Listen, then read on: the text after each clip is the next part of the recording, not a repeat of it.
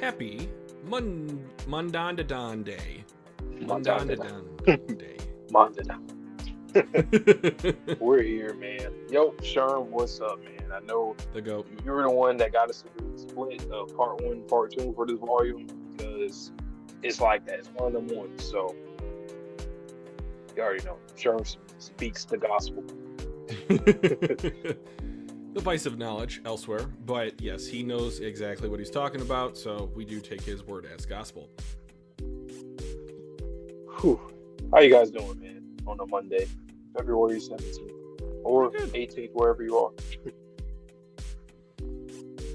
Yeah, I just got done with the Invincible episode 2 edit, so that'll be dropping tomorrow.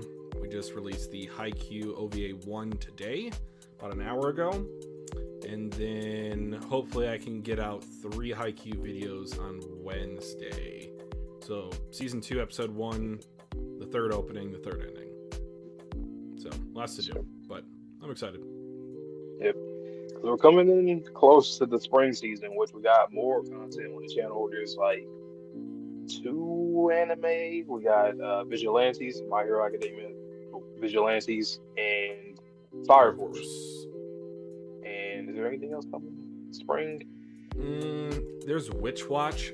I might be interested in watching that, but if we got too much going on, I understand. And then Chainsaw Man, we should be getting into that as well as we continue on with this series too. So if you're a Chainsaw Man manga fan, stay tuned. We still haven't gotten the Undead Unluck winter special. Mm-hmm. So is it the end of the year? I don't know. I think they confirmed it was like winter of 2025. Winter is literally about to end. So. I know, they got 6 weeks, 5 weeks. Yep. So I don't know. That might be like a production delay type of thing. That might come out in the spring as well. Yep. But lots to look forward to in this year. Already starting out with a lot of heat. Like Twitchy said, we got Invincible, and we're doing Haikyuu. We're going through season 2 right now. We're currently on episode 13, season 2. Just got done with it. Or about to be on 14, so. It's gonna get rolling, man. From now on, all it's heat. All those episodes just heat straight up.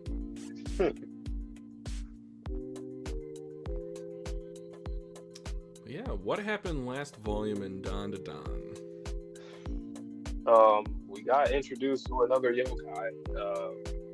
Well, first, Vamola. We finally got her, or introduced to her. She's a part of the group now. You know, Momo had some feelings towards her that weren't so positive because she felt that she was taking her mans, but she's an alien, so it was in whatever her culture or tradition is about like fighting, and if you lose and whoever beats you, you marry them or whatever. You know, she's new here. She doesn't even know what they're saying half of the time, but she's learning as the few days, probably only been a few days has gone by. But they took a shortcut. So Momo took a shortcut to get to school, area that Granny told her not to go to because don't do it. It's dangerous. But she said, whatever. We've been through a lot of crazy shit already. I'll just go through there. And then they end up getting intercepted by a yokai spirit that looking pretty rough. No offense to her. You know, I don't want her hurting me, but I mean, yeah, so I don't know what happened in her past. We talked about like a beauty pageant or like a model or something like that because she's talking about hair pomade. And she has lipstick, and then her whole thing is with the reflection when she puts people into her mirror. She what was it? She compares her beauty to their ugliness. Exactly. And she's like, her face was like cracking as she was getting more and more angry, like glass. So that's something that was really intriguing. And we didn't defeat her. So we just got out of there. We went to school. So she's probably going to pop up again in this volume, I'm assuming. So what is interesting that I don't think we talked about necessarily was if she was a location-bound spirit or not. So that shortcut is close to the school, hence the reason why they took the shortcut.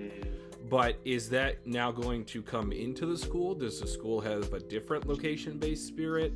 Because Vamola is now officially a transfer student. Dodoria was just like, hey, I'm gonna enroll her. She doesn't speak English, and she also has antenna, and she has a nanotech suit, but not an alien. Not an alien. No way, no how. Meanwhile, Turbo Granny and Dodoria are off doing like a mission, we think. Like 2 panels. We saw Turbo Granny this whole last volume. Vontae and I both think that like they have such a unique relationship that we just haven't been shown yet as the viewer. So yeah, this Vamola centric, Mirror Demon centric, Turbo Granny, Dodoria centric, we don't know. We're kind of in the dark with this series, and that's one thing I love about it, because I don't know where we're going, but each time we do one of these streams, perfect. Yep, it's a roller coaster. We don't know where we're going, but we're trying to enjoy our time. This might be one of the first volumes that we might get. This has been hyped up. We might get something crazy. So, that being said, you ready to hop into it? Yep. So guys, what we're going to do, as you can see from right here, this is going to be part 1 of 2 for volume 10. So tonight we're going to read 5 chapters. We're each going to react to 5 chapters. So there's going to be 10 total chapters in this stream. Next stream, we might also do 10 total chapters, 4 dual react, and then 2 alternating. But yeah, we're going to get through volume 10, and then part 2 is dropping tomorrow, same time, 8 p.m. EST.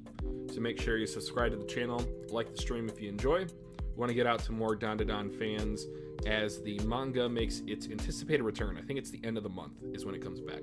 26 maybe, but nice. All right, who goes first this week? I forgot. I think I go this week. This week. All right. Yep. Cool. So, peace out, guys. Y'all know the truth.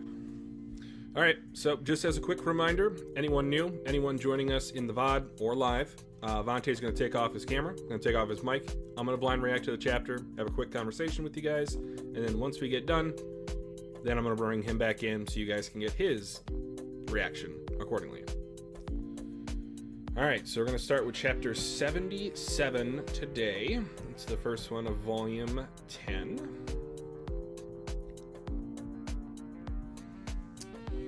All right, chapter 77, This Person is a Pain in the Butt. Takoyaki, apple, mechanical pencil, scissors, cat. Takoyaki? Yes, takoyaki. Have you ever eaten it? You have a boyfriend? I want to talk to her too. She's so pretty. Wait your turn for questions, please, says Kinta. What country are you from, Vamola? Takoyaki. India. India? Hush. The mysterious beauty is from India. Yes, next. Let's keep up the tempo of the questions. What's your connection with Miss Vamola? Huh? Well, she's homestaying at Miss Isa's, and that's about it. Takakura, takoyaki. Yes, that's right. That's takoyaki. Miss Vamola seems to be quite attached to you, Takakura. Vamola is quite attached to me. I'm the one who defeated her. Isn't that right, Takakura? Yes, that's right. What are you talking about? Oh, nothing. The class rep wouldn't believe you if you told her. She seems too hard-headed. I wasn't asking you, Sakata. I was asking Takakura. Come again? If Takakura has something to tell me, I'll believe him. He doesn't seem like the type to lie. Huh? Well then, let me tell you. I saved the world. I piloted a robot. Okay.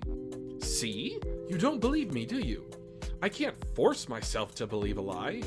Takakura, will you tell this bonehead? It's true. I thought you were an honest person. She runs away. That's funny. She's endearing, and again, with her kind of having those, like, attraction bubbles, let's just call them, behind her, when she had the frontal view of her face.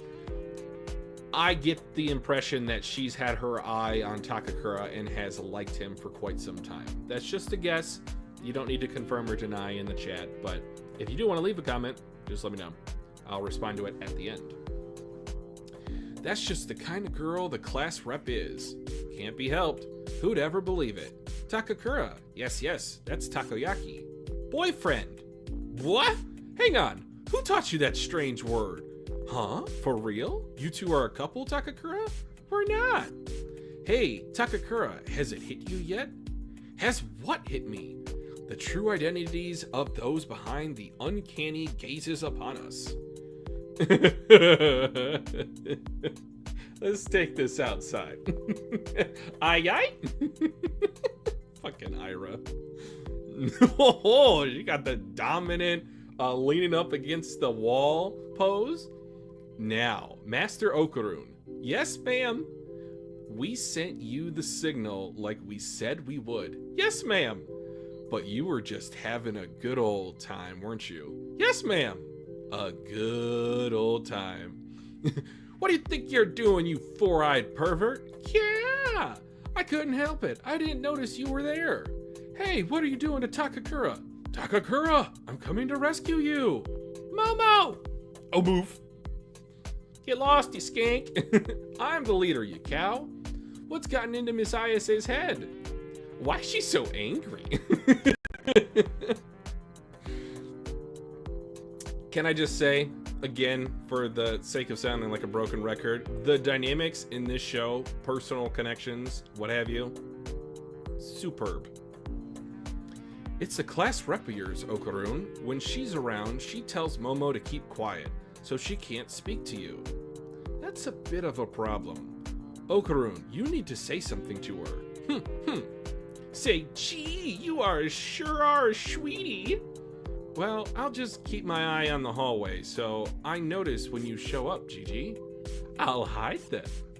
What for? What the? How come you're so casual with Gigi, Okarun? Hey, jealous? We're good buds. Gigi ignores me when I'm formal. That's funny. Say what? Isn't that unfair? I don't like it either. Just talk that way with me too then. I can't do that. Why the hell not? Gigi's got the evil eye, so I'm not that reluctant.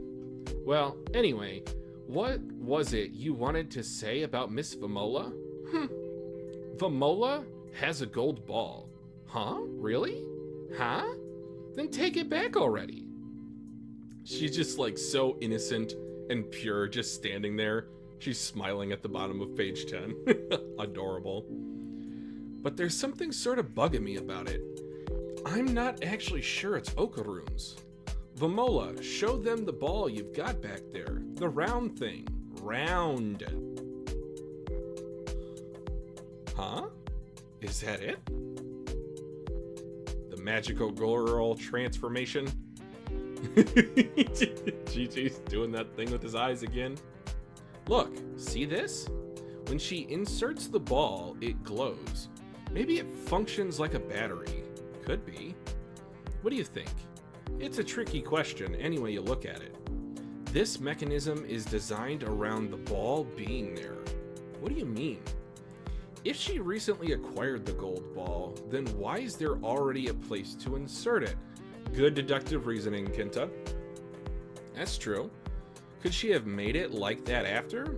I saw the internal workings before. It's hard to imagine adding to that complex structure after the fact. It's only reasonable to assume that she had the ball already. Ah, I see. Gah. Miss Ayase, what's the matter? Disperse! Let's think about where to meet next time. This spot's too conspicuous. How so? A bunch of boys and girls in the courtyard talking about family jewels. It's super risky. Now you notice? Baka. I told you not to go into those ruins, didn't I? Sawi. I'm amazed you came home alive. Well, I knew a spell to repel the slip-mouthed woman. Guess I lucked out. Slip-mouthed woman? Don't tell me you used pomade, dummy. I did. Said it 10 times and it drove her off. That means the next time you have to say it 100 times. Huh? Next time? Pomade is a spell. that expels evil spirits out of our dimension temporarily. It doesn't get rid of them for good. Each time you use it, it becomes less effective. And do you know why those ruins have remained untouched? Because no one can defeat Reiko Kashima. Wait, are you serious? For the next week, do not go outside after 10 p.m. Even if someone you know calls your name. Don't even peek out the window. Otherwise, Reiko Kashima will find you. Okay, it just ramped it up to 11 here at the end. No one can defeat her. That's one thing. Secondly, it sounds like, I think Vante and I were talking about this previously. It's called Mountain Madness, to where when you are in the mountains, there is a thing about to where you might hear your name being called, or you might hear whisperings in the woods. Never go there and do that. Do not follow the voices. So it's interesting that this Reiko Kashima, she might be able to impersonate certain voices of people that you know. My guess is Momo's going to go outside because she hears Okarun crying out for help. Okarun? My lover? Vamola's lover? Our lover? But yeah, that was a solid chapter. Let's take a look at the chat. Oh yeah, absolutely, Sharon. Background interactions. They don't even have to have like text per se. It's mainly like so like the one thing is like Gigi like fallen over because he got knocked over by either Kinta, he got knocked over by Ira maybe. And then Kinta is almost in like a similar position as Gigi. Did I say Gigi last panel? I meant to say Gigi. Oh my god. I do also like the somewhat change in design of Gigi as well. It's a small little thing, but he's moved up his bangs a bit. Alright, well, let me go ahead and get Vante in here for his reaction.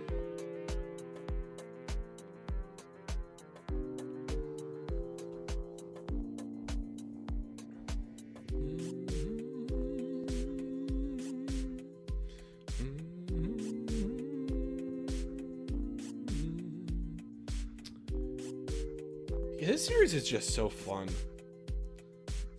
They are slowly building up the plot, but it doesn't feel like the pace is suffering because of it. If that makes sense. Also, we're definitely going to talk about that last page or two once Vante comes back, because temporarily? Dimension? What? I have so many questions.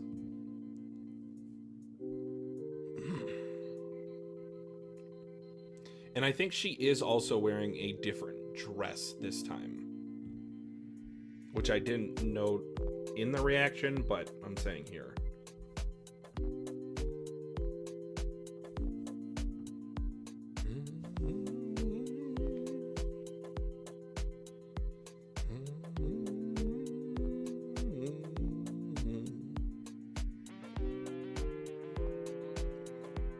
And I think Vante has also mentioned this, but this OST just fits so well with Dandadan. Sure, that's too funny. Oh shit.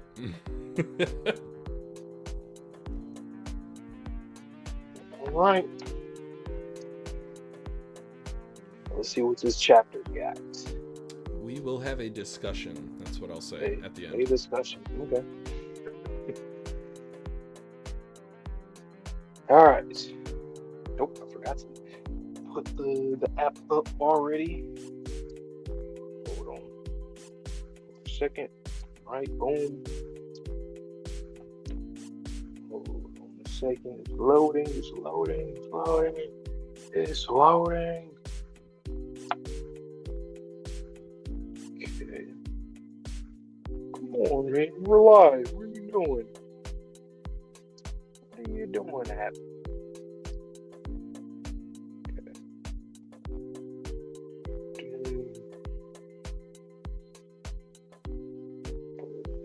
Bam. There we go. All right. Chapter 77. All right. Mechanical pencil, scissors, cat, takoyaki, apple. Okay. This is probably for Vamola. She's probably learning or something. Chapter 77. This person is a pain in the butt. Takoyaki. Yes. You have a boyfriend? Takoyaki. Have you ever eaten it? I want to talk to her too. She's so pretty. Wait, your turn for questions, please. Goddamn. Get away from her now. Class friends, I know you in here. Help her out. What country are you from, Vamola? Takoyaki. India? Hush, the mysterious beauty is from India. Yes. Next. Let's keep up the tempo of the questions.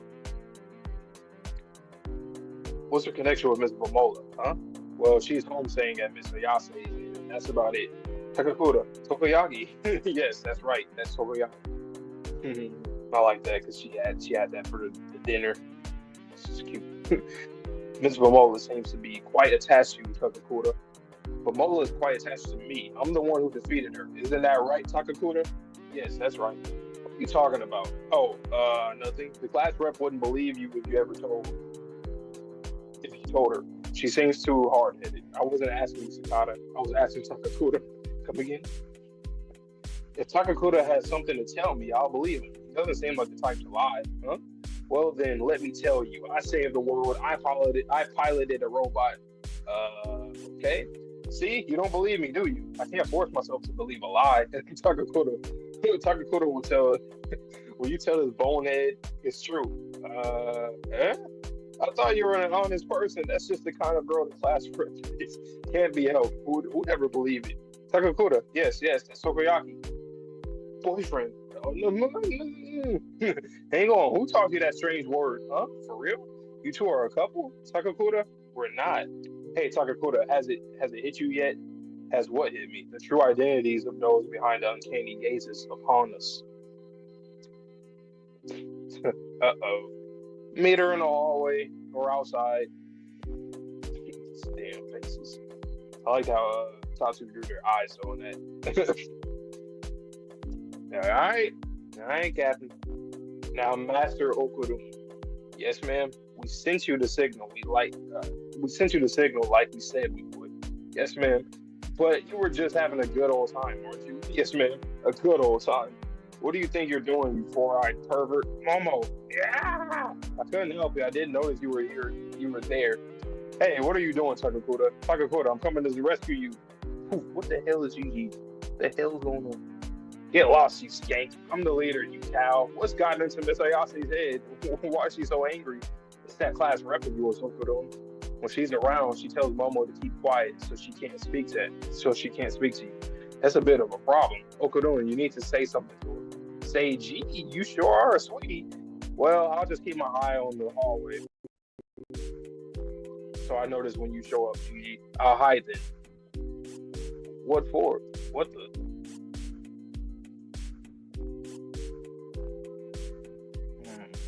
Oh, okay. I'm looking at the bubbles. How come you're so casual, Gigi? Okudon. Jealous? We're good buzz. Gigi ignores me when I'm formal. Say what? Isn't that unfair?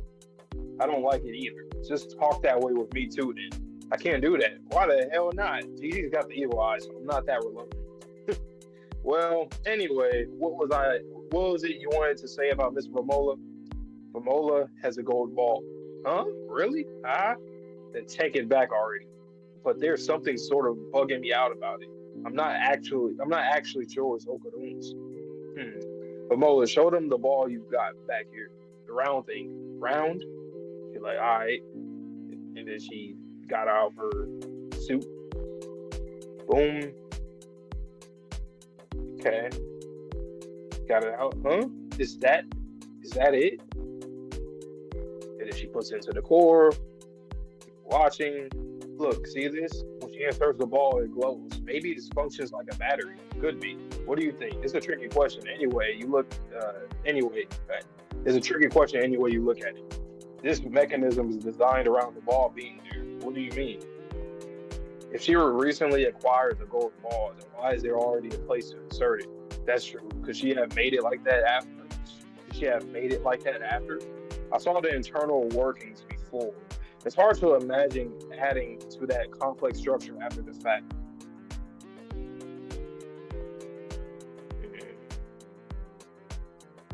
It's only reasonable to assume that she has the ball already. Ah, I see. Okay. What's going on over here? Girls talking. Yeah. Mr. Yase, what's the matter? Disperse. Let's think about it when we meet next time. The spot's too suspicious. How so? A bunch of boys and girls in the courtyard talking about family jewels is super risky. Now you notice? That'll be fun. There's like a little gag in the background of just like everybody just thinking that they're up to some freaky ass shit all the time. I think that's pretty much what we're seeing now. But like, it's kind of funny. So they gotta like upkeep their images at school while also saving the world or doing, other crazy adventure shit elsewhere. Idiots. I told you not to go into those ruins, didn't I? Sorry. I'm amazed you came home alive. Well, I knew a spell to repel the split mouth woman. Guess I lucked out. Split mouth woman. Don't tell me you used pomade, dummy. I did. I said it 10 times and it drove her off. That means the next time you have to say it 100 times. Huh? Next time. Pomade is a spell that expels evil spirits out of. Okay, hold on. Let me slow it down. Pomade is a spell that expels evil spirits out of our dimension temporarily. It doesn't get rid of them for good. Each time you use it, it becomes less effective. And do you know why though?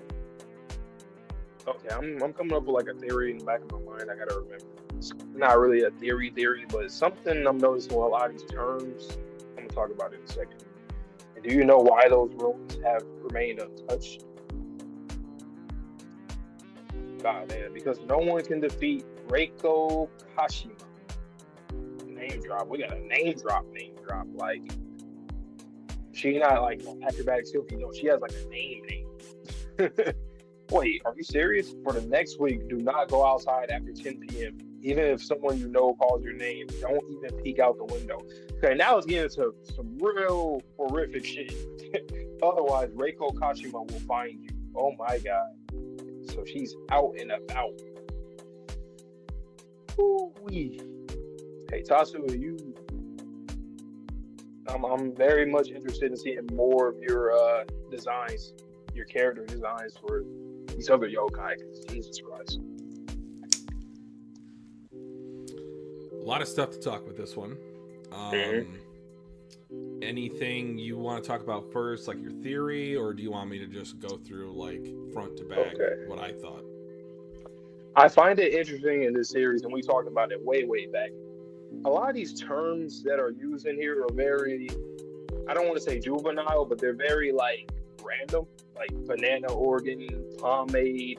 Like there's like a lot of just throwaway words. Obviously, literally Okudon's ball, but gold ball. Like there's just a lot of terms in the series that are. It almost seem simplistic like, or like childish. Yeah. I don't understand why. Like it could just be Tatsu, just like why not? Like let me just simple terms for everything, or it could be that like I don't know, a child or a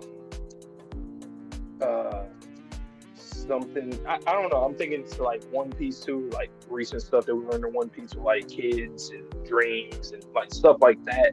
I'm kind of thinking about this series too, and that same. But I just find that interesting. But what are some of the stuff that you really wanted to discuss?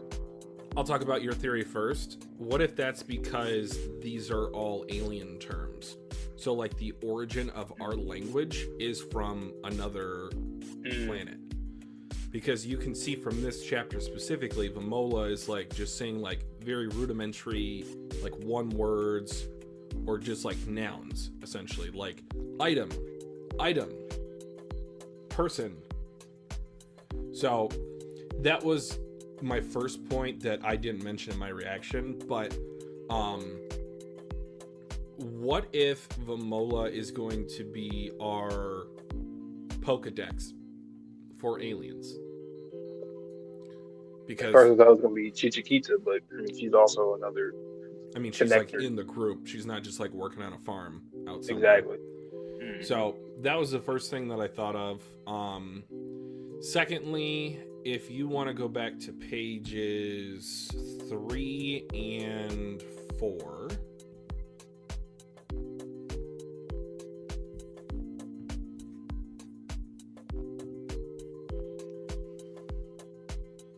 Specifically the class president. I think she has a thing currently for Takakura. Yeah. So because of that, I think that she indeed is supposed to represent like the girl next door. Like she's liked him for a while. So I remember I said last stream, like she just maybe never had the courage to walk up to him and like talk to him, but she just admired him from afar.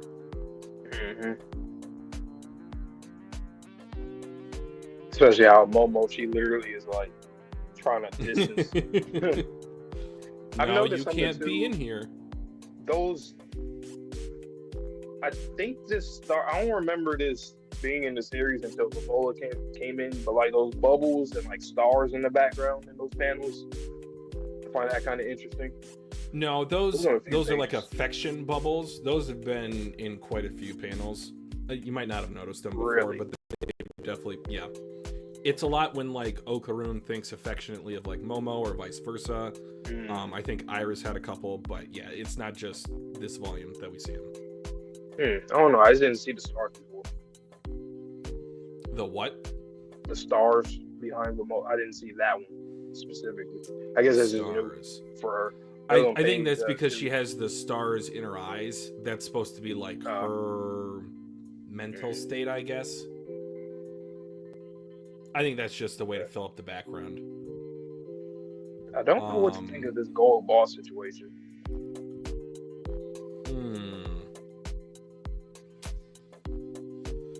Do you have any ideas or like... I don't know. It seems like that rock thing, it just like... That's something that she found on the ground, but the suit converts it, maybe? To a golden ball? I wonder if like that's I was gonna say like a fossilized, like just a very old rock or something that used to be like a gold ball, like but eventually over time it just turned into that. Well, let's take this a little bit further. What would happen theoretically if we never found Okarun's second golden ball? What would happen? Do we even know? I don't like. So the reason why I asked that is maybe in like prehistoric times or like medieval times, these are like the remnants or like the fossils of spiritual balls that never got returned to the holders. I mean, that makes sense. But especially if we're seeing that it's taking us a minute to find his, I would not be surprised if, like, I wonder if there's people that's gathering objects that's imbued with that energy. Yeah. I wouldn't be surprised if somebody's doing that. But, so, okay, let's say, what would happen if a yokai had, because they said that yokai use use objects to like basically come back to life, right? Or to get strong. That's the theory, yeah. So let's say, what happens let's say a yokai ends up picking up Okaru's ball, and then what? Like, would he be like, his body be like hijacked or something? Or like, how would that work? Like, does anything happen to him? My impression of that hypothetical is that if that, let's just call it a husk, so we can even refer to it as like this rock thing, if that husk is returned to Okarun, he wouldn't get the full extent of his aura back, because there's like a part of him that's missing from it being removed from his body. So there could even be like a negative effect to where like you're not whole. Like if we even go to like the soul aspect of auras, feel like there's a piece of your soul missing now. That's kind of interesting. I feel like that might be what's going on with the quote unquote depressed Okudon, or just Okudon yeah. Didn't think like, about why that. is he depressed? Why is he so down? Like, that's very on purpose. It's very purposeful. Seems like low battery energy. Yeah. So I wonder if that's like once again, it goes into the basket of we don't know nothing yet. Like, we don't know his origins. So what could that be? Is that Okudon? Is that like a twin or something? Is it I don't know, a parent? Like, what is that? We have no clue. We talked about this before too. Before we get to the next chapter, about like whether that's Okudon or like a different entity. I don't know. I don't really.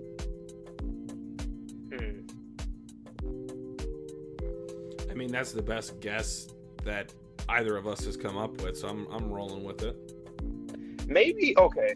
This is what I'll say. Maybe everybody has the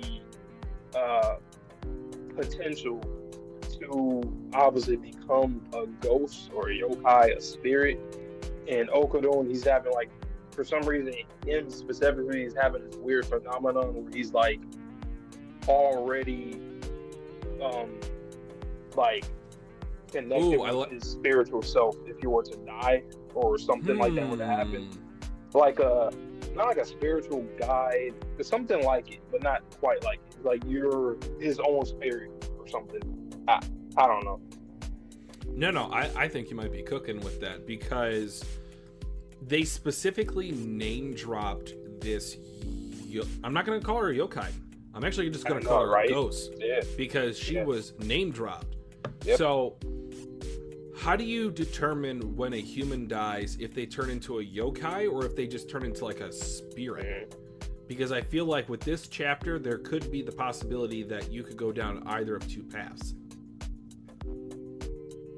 Because there's like these classic cultural ones like Turbo Granny. There's like the alien that was like meant to be like off of a specific yokai from Japanese mythology. But this one, I don't think it's based maybe on like a specific yokai. I could be wrong, but I feel like this woman just turned into a spirit, but not a traditional yokai.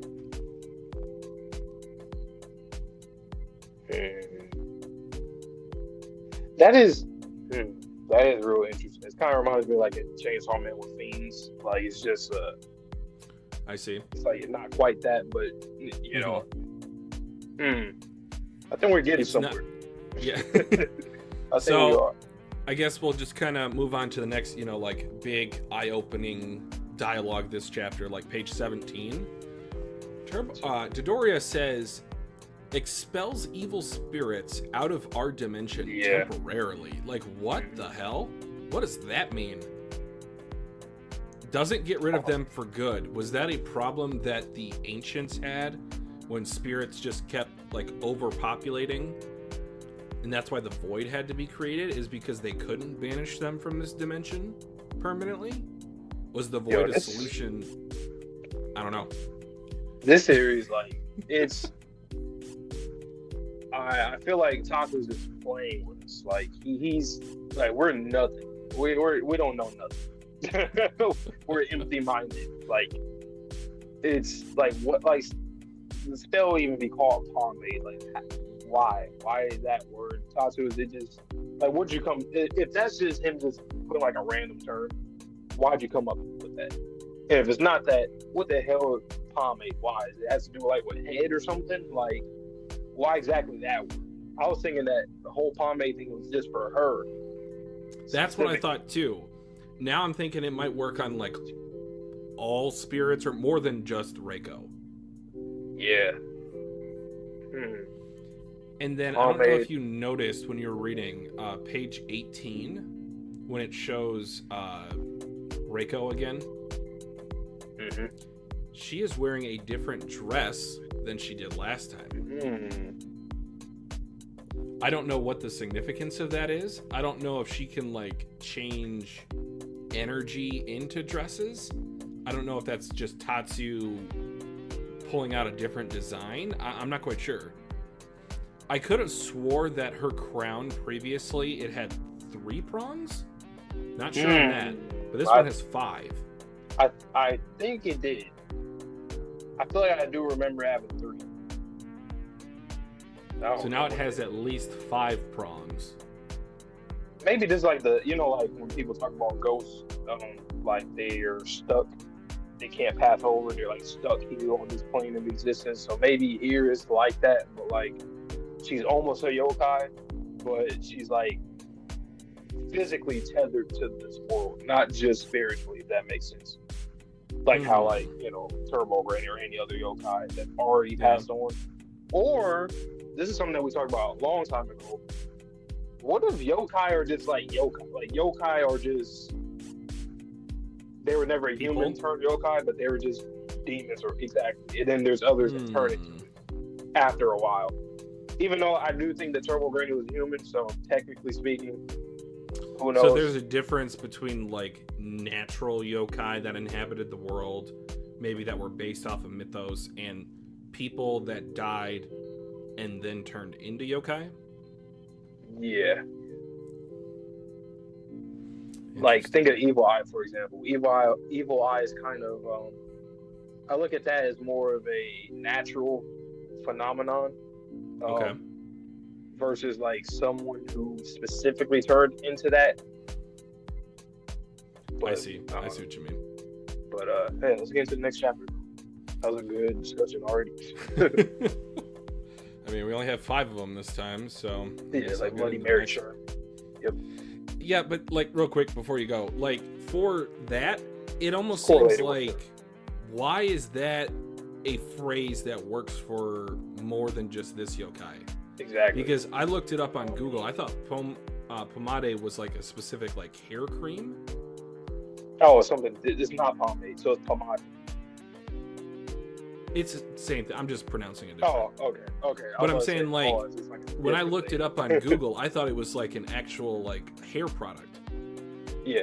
And then I was thinking back to Acro Silky. Obviously, she was using the hair to move. This woman has, like, frizzled hair. I don't know. Is that maybe attached to the chi? Because when Momo did the thing, it was on the top of her head. I don't know. Turbo Granny got some wicked hair, too. I don't know. She does. I don't know, I just thought it was interesting that, like, if it is based off of the hair product, like, that works on multiple demons. So is that like a shared connection? Okay, this is the last thing I'm gonna say before I get to the next chapter. Like they talk about chakras, like crown chakra, that goes all the way down the center of your body. What if, because Granny Seiko, she literally was training Momo with the whole chakra stuff. So what if, like, pomade for the crown of your head, she literally has a crown. That's probably just for aesthetic, but crown of your head, Okarun, when they're talking about him and Momo, when they said the banana organs, that's also I guess like a chakra. Maybe like the lower portion. Yeah, so maybe there's different ones, like the heart. And I mean, his hair changes too. You're cooking something unique, Tatsu. I like it. I like that you're trying to be different. if we're getting what you put down. I don't know. But all right, guess I'll hop into this next chapter. All right, give me 1 sec. So once again, guys, you guys know the drill. For this volume and the next one, and for all volumes, but specifically for these two, or no, just this volume, part 1 today, part 2 tomorrow. We're both reacting to the chapter on our own, so blindly. So once I'm done reading the chapter, I'll get Twitchy in here so he can read it as well, just so you guys can get a great, authentic reaction from both of us, without like one off camera following along and whatnot, because we usually do until we do the dual react chapters. But we're doing it for the entire volume. So once again, part 1 today, then part 2 tomorrow, same time, same start time, 8 p.m. Eastern. So let's get into the chapter, man. I'm excited. All right. Chapter 78, Pulse Pounding Nights. Oh shit, that sounds kind of crazy. Pulse Pounding Nights. That's a crazy ass title. Like, what's going on? It looks like we're gonna fuck up. All right, so Granny's praying. Is she praying around the house? See cups of water outside the room. She doing something, huh? Either put away the mirrors or cover them up, and don't leave this room after 10 tonight. Until then. Until when? 5 tomorrow morning. Huh? Easy peasy. We can just go to sleep. If you can sleep. Anyway, get in bed and wait for the time to pass. This shit's about to be wild. Will do. You hear me? Whatever happens, do not leave that room. You see, like, I know shit is gonna get popped off in this. I just hope that they don't leave the damn room. Hopefully something else happens. Oops. Go back to the chapter. I did not mean to do that. Alright. But yeah, I'm hoping nothing else. I hope it's like a very roundabout thing that happened that wasn't necessarily their fault. Because damn. Shall we go to sleep? Okay. Clock is ticking. We're going through the night. I can't sleep. I can normally fall asleep in 5 seconds, but I'm surprisingly wide awake. And she sleeped over. Oh, she knocked out. How come she can sleep? So annoying. Ah, shit. No. Let's see. I say, huh? Also, this is interesting that these two are in this arc. I feel like it's cool because we got a human, alien, and a yokai. A human, alien, and yokai walking to the bar. Huh? Okodun? What are you doing here at this hour? Miss Seiko told me everything about how an evil spirit's after you. How come you're stuck inside? You know, and how you're stuck inside. When she tell you just now? I came by to return the manga you loaned me, and she told me you couldn't come outside. It'll be fine tomorrow. You can leave for now. Until you're free of the curse, I'm going to stand guard outside. So please rest easy and go to sleep. This shit is really scaring me right now. I ain't gonna lie. Miss Psycho told me that you probably won't be able to get a good night's sleep. So in case it helps you rest easy, if anything should happen, I'll be here to protect you. Thank you. But it's all right. In fact, you're here. I won't be able to sleep because I'll feel bad for you. I want to be here. Out of love. Out of what? Uh-oh. Whoa. For you, Miss Ayase. Why would you say that at a time like this? I'm sorry. I mean, an awkward fellow after all. Oh, that's cute. I can't hear you all that good. Tell me properly face to face tomorrow. Wow. I understand. Sorry. Please get yourself to sleep, Miss Ayase. Good night. I want to see you. If I don't hear you really say it, I won't be able to sleep. Damn. I want to see you too. Uh-oh, no. I get it, but no, come on. Don't go outside. Do not leave this room. She got it right there for you. Do not do it. Actually, Okudun, are you planning on hanging out with Gigi tomorrow? Huh? I'm not. Not with Mr. Gigi. Okay, so she stopped. All right. Let me fill you in. Okudun doesn't call him Mr. Gigi. Gigi is the one person he's informal. Oh, shit. You know what's funny? In the back of my mind, I was thinking something weird was going on. Because for one, I don't think it's kind of out of character. I just thought it was like a special moment, but kind of out of character for Okudun to talk like that to her. So before I flip this page, okay, listen, to like reveal, to like out of love, say that or whatever. Gigi is the one person he's informal with in school. Uh-oh. Yep. I want to see you, Miss Ayase. Please come out. You know who it is. You know who it is. Damn, that's crazy though. She using his voice, his likeness. Miss Ayase, I love you. I want to see you. Oh my God, that is creepy. Tatsu, once again, you're in your bag, man. Why? Miss Ayase, please come out. Miss Ayase, oh my God. Bruh. Shit, no. Hell no. But yeah, I was gonna say that it is a little weird because he wouldn't flat out say that like that he has feelings for her or say like fat the whole line of I'm doing it out of love. He wouldn't say that. Not yet. That's something that he would think in his head. Plus, realistically, well,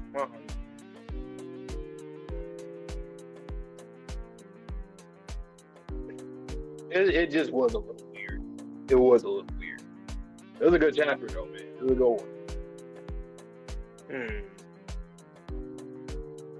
This arc is gonna be crazy. I just know it is. Like, goddamn, who's gonna mess it up though? It might be somebody from the outside that might end up messing up and like opening the window or like something like that. I don't know, but this is about to be ridiculous.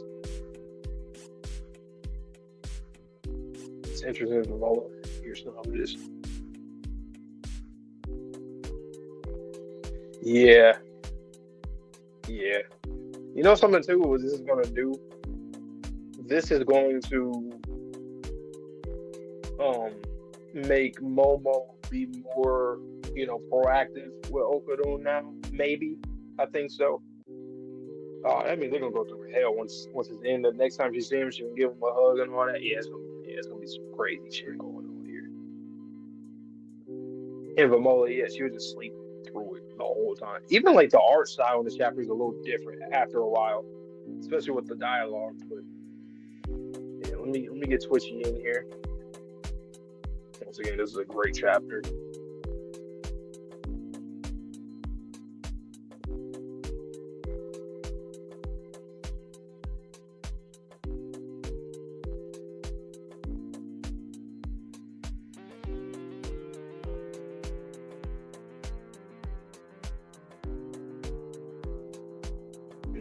Okay.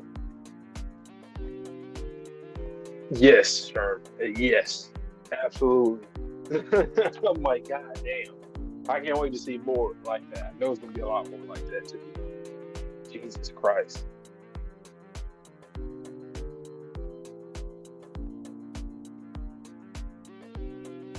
Alrighty. Here we go. Okie dokie.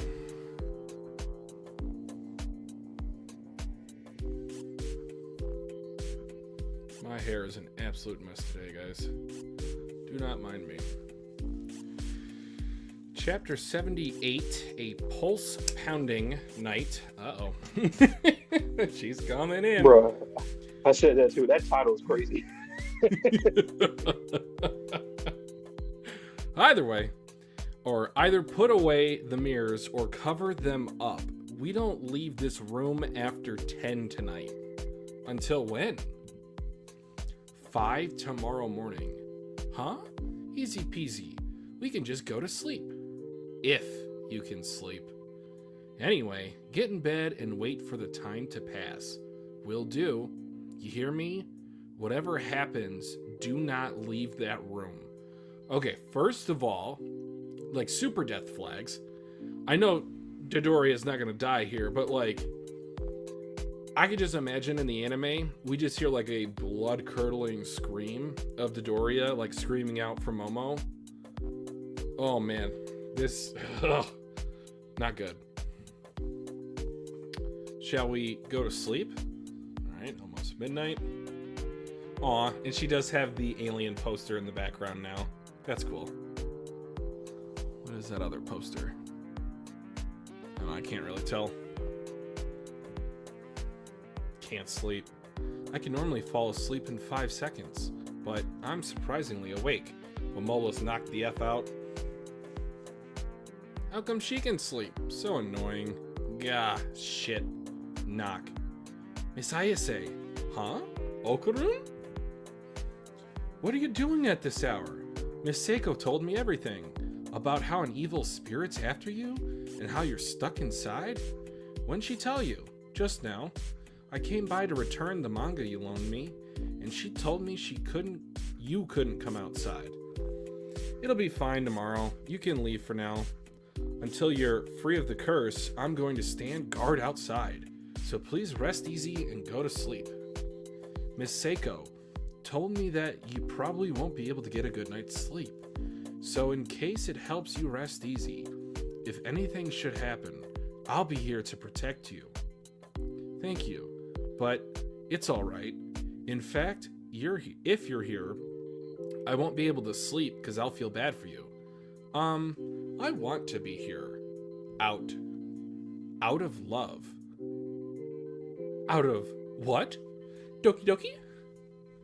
Bruh, this thing is evil. I'm just anticipating the page turn. It's just gonna be like staring in like a titan. For you, Miss ISA. Also, this spirit's kind of fucked up. Not gonna lie, like playing with this girl's emotions. I know that they essentially play with the spirit, but damn. Why would you say that at a time like this? I'm sorry. I'm an awkward fellow after all. I can't hear you all that good. Tell me properly face to face tomorrow. I understand. Sorry. Please get yourself to sleep, Miss ISA. Good night. I want to see you. If I don't hear you really say it, I won't be able to sleep. No! She told you this! I want to see you too. Bruh. Like, we're moving the story forward, but god damn it, she gave you one instruction. Do not leave this room. Literally, it is on a sign. Actually, Okarun, are you planning on hanging out with Gigi tomorrow? Huh? I'm not. Not with Mr. Gigi. Oh, that's the tell. Gigi doesn't like Okarun being formal, which is the line from the previous chapter, so she now knows that this is the Reiko trying to trick her. Let me fill you in. Okarun doesn't call him Mr. Gigi.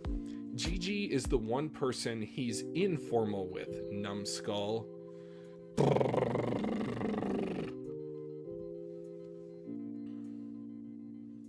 I want to see you, Miss ISA.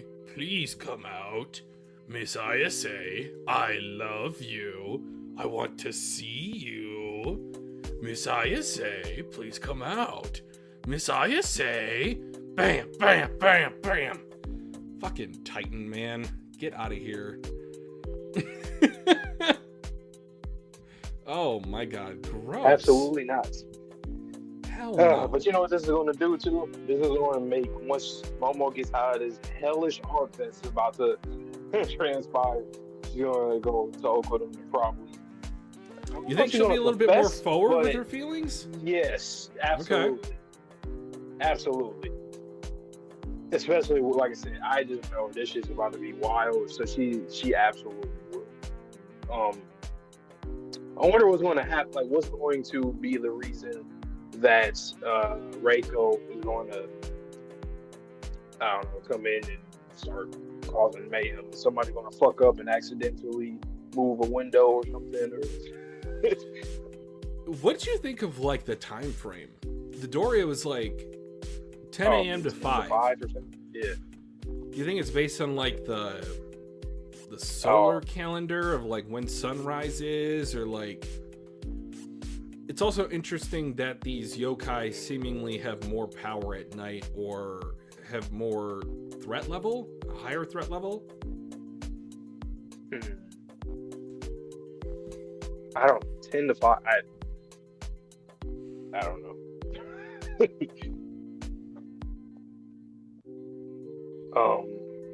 I mean, it was the title of the chapter again. Pulse pounding night. So yeah, it's to do at night. So whenever the sun comes up, but I mean, it was the day. I mean, yeah, I think you're right. I guess they're just stronger at night or something, or for this time specifically for some reason. I guess maybe once they come out of that dimension that they get put into, they like maybe are more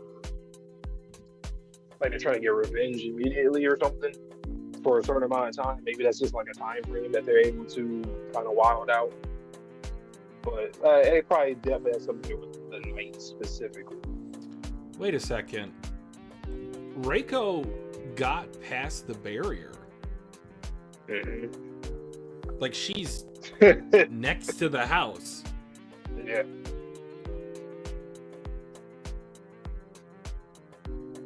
There's supposed to be sigils I noticed too. You noticed in I think it was like the first page, with Seiko praying, and then I seen like cups of water, I guess, on the outside of the door. I guess for them to drink, but she was praying. I wonder if she's like trying to make sure that the entire house. I'm very sure she's doing it. It's like safe and protected. I don't think that's for drinking, because she said don't even come out of the room.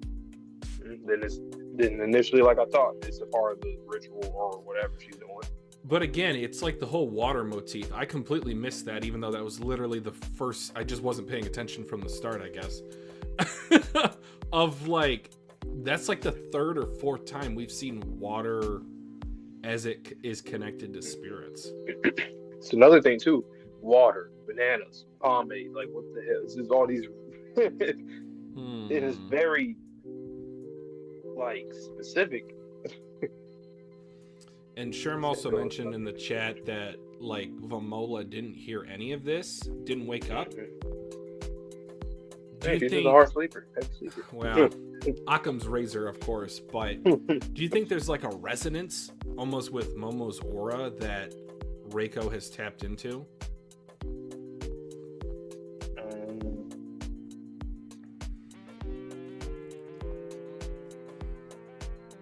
I don't know.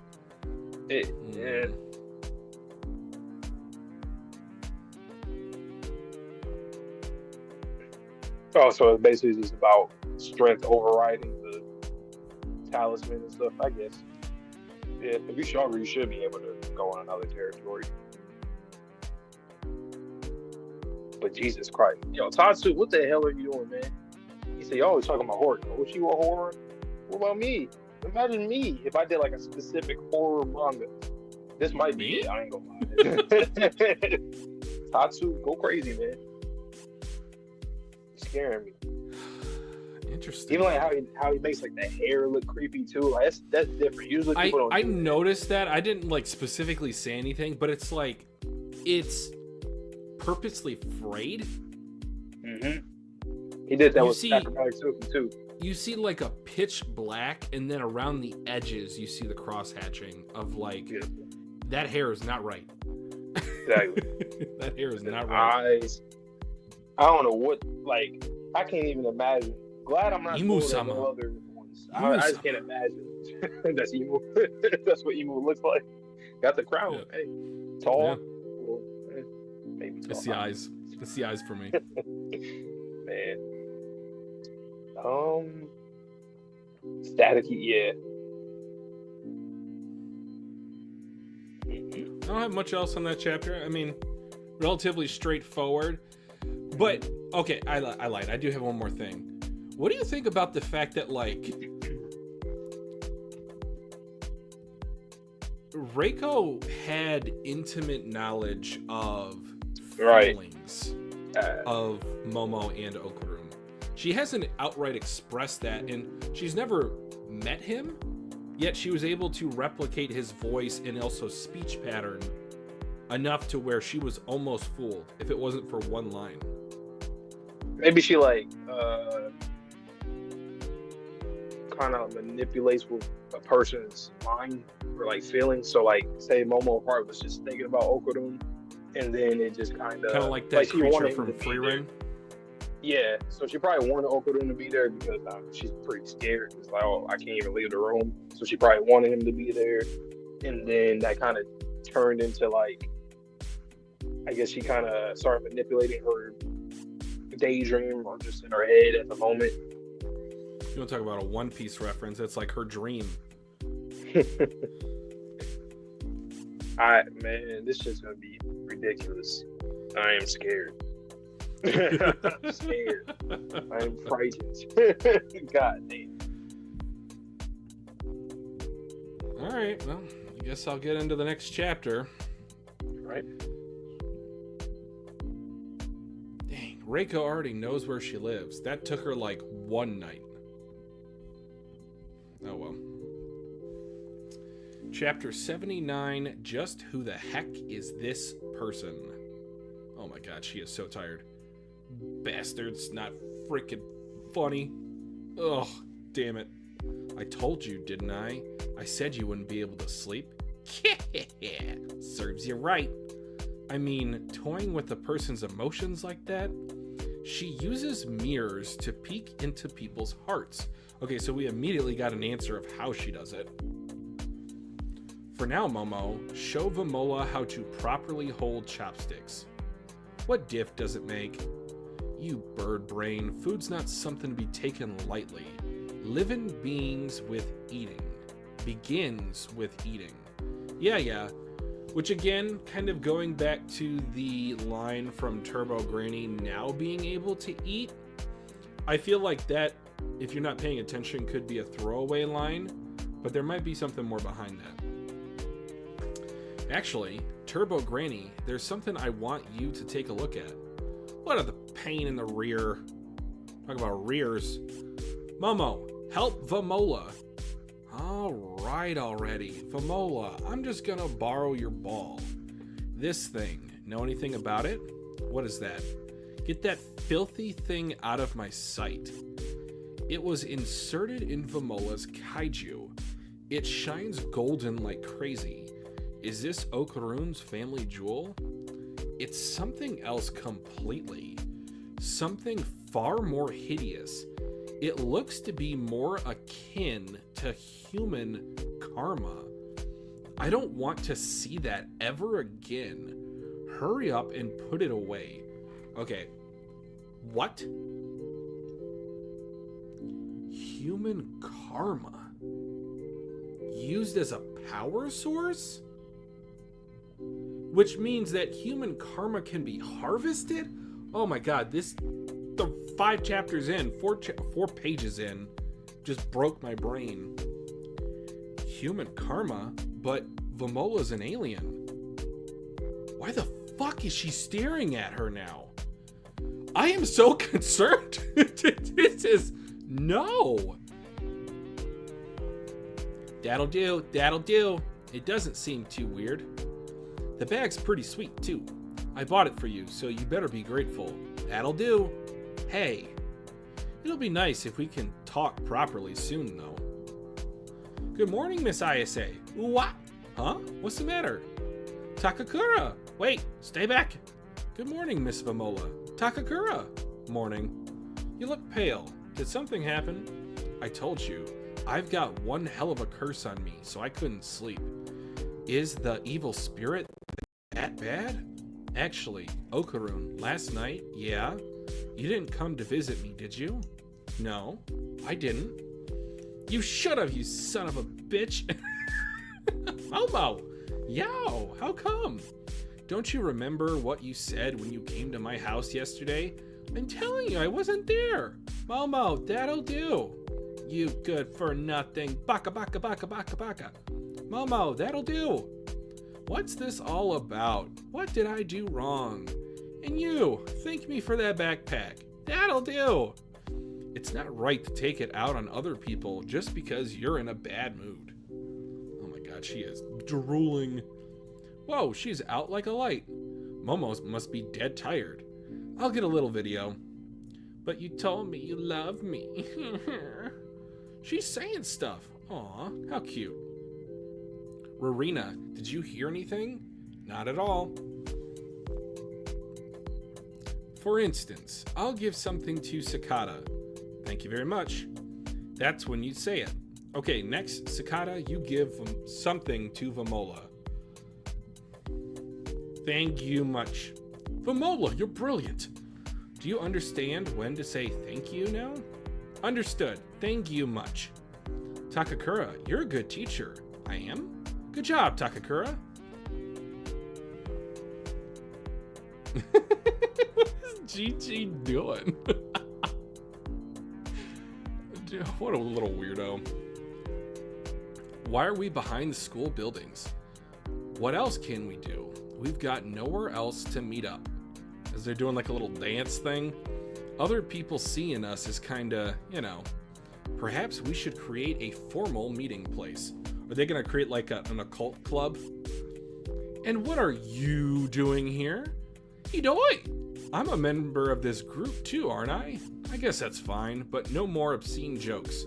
Underpants. Kicks. Double kick. So Gigi, what was it you wanted to show us? Right. Okay, stand back a bit. Shinra Tensei. Bam. Huh? What? It was actually Miss Seiko who taught me how to do it.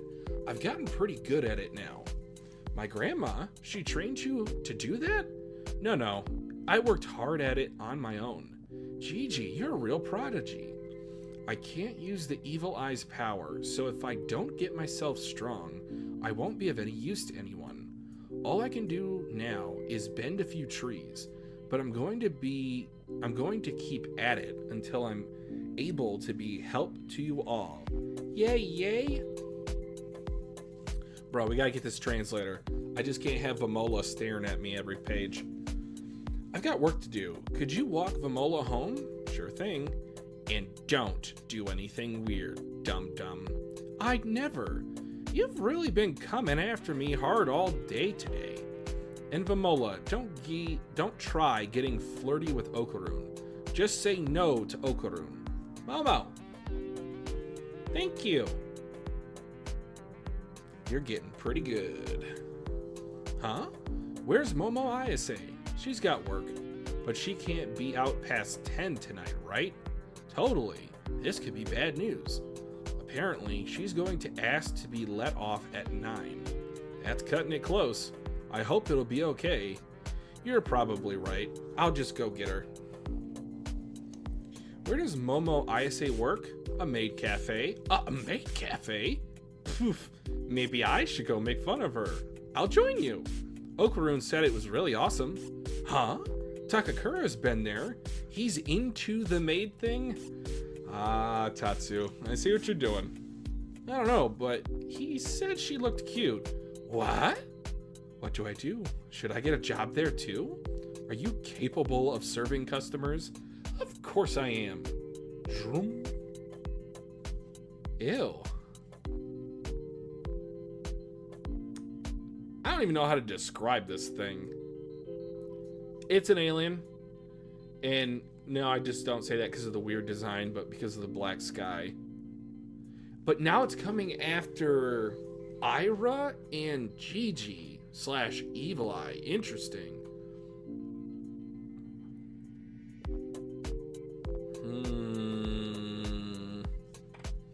Alrighty.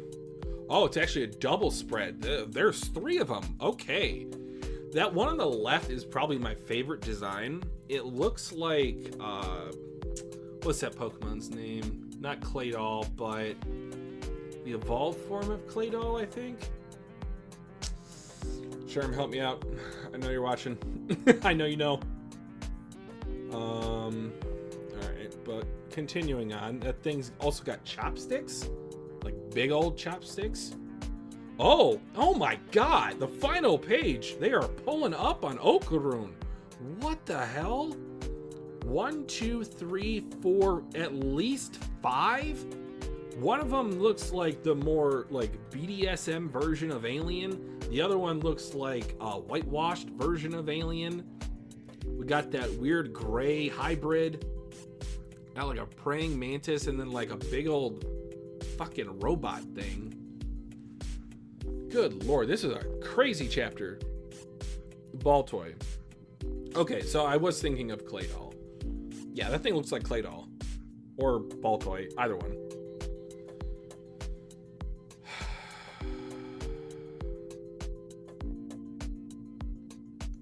Oh, good point. Yeah, it just took her 2 hours. That first night. Good lord. That's a good point about the celebrations at the end of each arc.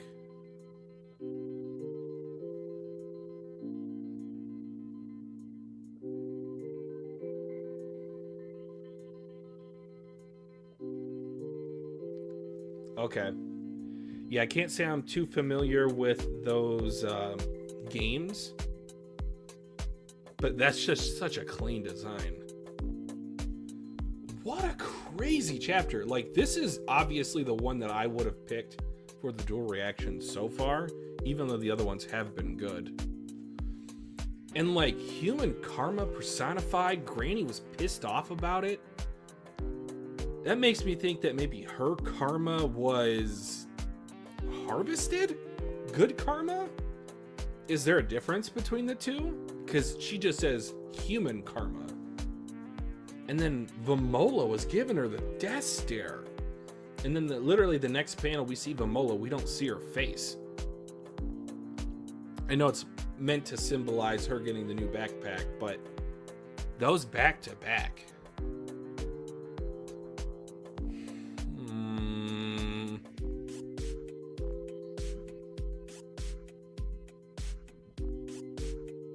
Oh yeah, and like Gigi's got like a key blast from Dragon Ball now.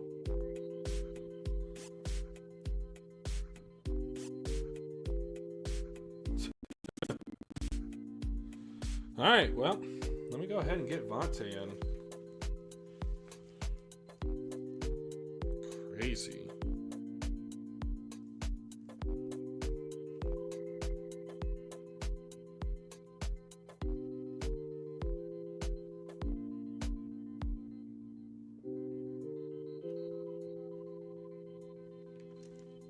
Wild. Absolutely wild.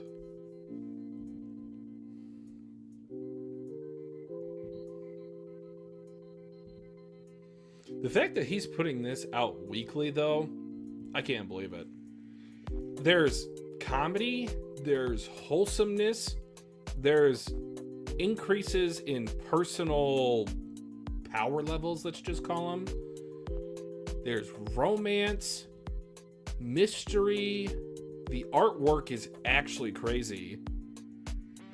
And I like his style too. I thought going into this series I might be a little bit disappointed with the lack of backgrounds on every page, but it doesn't take away from the art style of the characters because that's the focus of each of these panels.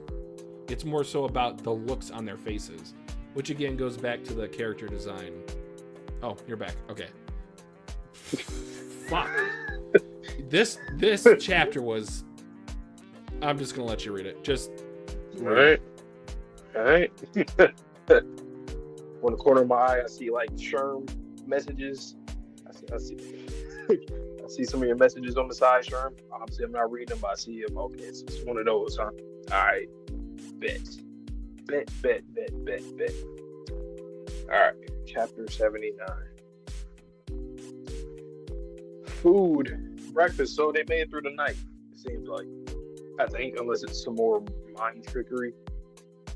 Who the heck is this person? Why the hell is that the title? I ain't scared. Some good eats right there, though. Bastards, not freaking funny. Oh, so they did make it through the night. Okay, okay. But that's another thing that I like about Tatsu. I already talked about it before with the UI and Gigi situation. I like that there's problems that are like reoccurring problems. Like they're not like, even though we felt like it was more episodic, which it was in season 1 a lot, if it was episodic, like Monster of the Week. But I like that we're in a certain area now where like these problems can still persist as we go on with the manga. So if they fuck up, they probably gonna fuck up on a different day rather than now, because they made it through the morning and whatnot, and after 5. So yeah, that's something to look forward to. Kinda, because it's fucking creepy. Damn it! I told you, didn't I? I said you wouldn't be able to sleep. Serves you right. Terrible. I mean, 21 for a person's emotions like that. She uses mirrors to peek into people's heart. Or don't tell me this is also part of her shit too. That'd be even more fucked up if she made them think that they made it through the night. That would be crazy. I'm gonna continue though. For now, Momo, show Vamola how to properly hold chopsticks. What diff does it make? You bird brain, food's not something to be taken lightly. Living begins with eating. Yeah. Actually, Turbo Granny, there's something I want to take a look at. What a pain in the rear. Momo, help Vamola. All right already. Vamola, I'm just going to borrow your ball. This thing, you know anything about it? What is that? Get that filthy thing out of my sight. Why'd she say it like that? Is it like she like serious, like being a real dead ass right now, or she just like, okay, like Get this little bullshit out of my face, man. I don't care what you're talking about. It was inserted in Vamola's kaiju. It shines golden like crazy. Is this Okudon's family jewel? It's something else completely. As in, like, she knows what it is, like something else, or is it just like, oh, it's some little bullshit? Something far more hideous. It looks to be more akin to human karma. I don't want to see that ever again. Hurry up and put it away. Whoa.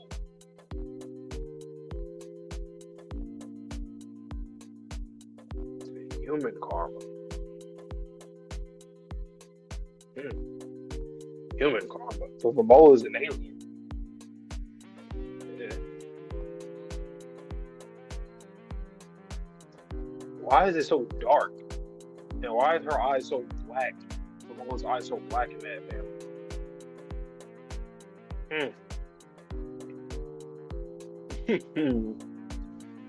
Okay. Bag danger type. That'll do. It doesn't seem too weird. The bag's pretty sweet too. I bought it for you, so you better be grateful. That'll do. Hey, it would be nice if we can talk properly soon enough. Good morning, Miss Hayase. What's the matter? Takakuta. Wait, stay back. Good morning, Miss Vamola. Takakuta, morning. You look pale. Did something happen? I told you, I've got one hell of a curse on me, so I couldn't sleep. Is the evil spirit that bad? Actually, Okudon, last night, yeah? You didn't come to visit me, did you? No, I didn't. You should have, you son of a bitch. Momo. Ow, how come? Don't remember what you said when you came to my house yesterday. I'm telling you, I wasn't there. Momo, that would do. Oops. I did not mean to go back. It's a StreamYard. Alright, here we go. You good for nothing, idiot. Momo, that would do. What's this all about? What did I do wrong? And you, thank me for that backpack. That'll do. It's not right to take it out on other people just because you're in a bad mood. She knocked out. Whoa, she's out like a light. Momo must be tired. Must be dead tired. I'll get a little video. You told me you loved me. She's saying stuff. Ah, how cute. Verena, did you hear anything? Not at all. Okay.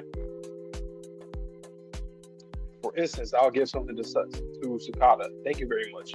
That's when you'd say, okay, next, Sakata, now you give something to Vamola. Thank you much. Vamola, you're brilliant. Do you understand what to say thank you now? Understood. Thank you much. Takakuta, you're a good teacher. I am? Good job, Takakuta. I like that the other students are like being nice to her. It's not like just like a language barrier, but like they seem to pick up that she's just like, she is very brand new to like this social life, just life in general. So I like that. Pretty perceptive from these kids. Like they're not like weirded out, like why she doesn't know this or nothing like that. What the hell? That Gigi being weird? Yep. Why are we behind the school buildings? What else can we do? We've got nowhere else to meet up. Other people seeing us is kind of, perhaps we should create a formal meeting place. And what are you doing here? How mean? I'm a member of this group too, aren't I? I guess that's fine, but no more obscene jokes. Underpants. Bow. So Gigi, what was it you wanted to show us? Right. Okay, stand back a bit. About to transform or something? Oh shit. Huh? Oh, he really fusing with evil eye or something, huh? How you do that, huh? What? It was actually Miss Seiko who taught me how to do it. I've gotten pretty good at it. Okay, so on some energy chakra shit. Okay. My grandma, she trained you to do that? No, I worked hard at it on my own. Gigi, you're a real prodigy. I can't use the evil eye's power, so if I don't get strong myself, I won't be of any use to anyone. All I can do now is bend a few trees, but I'm going to keep at it until I'm able to be of help to you all. Yay! She's looking on. I've got work today. Could you walk Vamola home? Sure thing. And don't do anything weird, dumb. I never. You really been coming after me hard all day today. And Vamola, don't try getting flirty over them. Just say no to them. Momo, thank you. And she didn't say thank you. She said thank you. Interesting. You're getting pretty good. I also really find it cool though that like she's learning a lot with her conversations and just experiences with Momo specifically. Like with Okudon, yes, she's like progressing and he's teaching her and stuff. But like a lot of good dialogue that actually makes sense is usually from her experiences with Momo. That's pretty cool. Especially after she was kind of hating on her at first. So this is dope to see. Huh? Where's Momo Ayase? She's got work, but she can't be out past 10 tonight, right? Totally. This could be bad news. Apparently she's going to ask to be let off at 9. That's cutting it close. I hope it'll be okay. I would say 8. Like at least, you know what I'm saying? Like, hey, I have to. Like something's going on in my house or something. I got family, emergency, something. You're probably right. I'll just go get her. Where does Momo Ayase work? A maid cafe? A maid cafe? Maybe I should go make fun of her. I'll join you. Okodun said it was really awesome. Huh? Takakura's been there? He's into the maid thing? I don't know, but he said she looked cute. What? What do I do? Should I get a job there too? Are you capable of serving customers? Of course I am. What the fuck is this? This is aliens. This is aliens. Like, this in terms of like just the design. I don't think this is yokai. This is definitely aliens. They're ascending down. What the fuck? Is this like Vamola's people or something? Oh shit! I turned the page and here's this motherfucker that's been coming. I forgot about that. Oh yeah, this arc is gonna be wild because we have this going on and we have Reiko. Nah. Everyone's getting their own solo battle. Or tag team battles, but they're going to get their individual fights.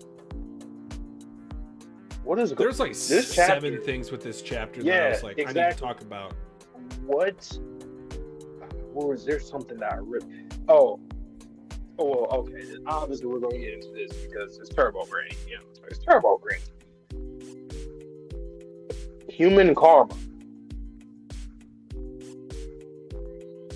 What? I thought when we were just talking about it in one of the discussions for the previous chapters about like if, say, some of this is like old energy or just energy that's like in a ball that... Yeah. But human karma. I'll just start from the beginning. So when you said, could this still be a dream? I didn't even think about that. I was about to walk outside. If that was indeed the case, I would have been screwed. So shout out to you for even thinking that, because if that was indeed her plan, I would have definitely fell for it.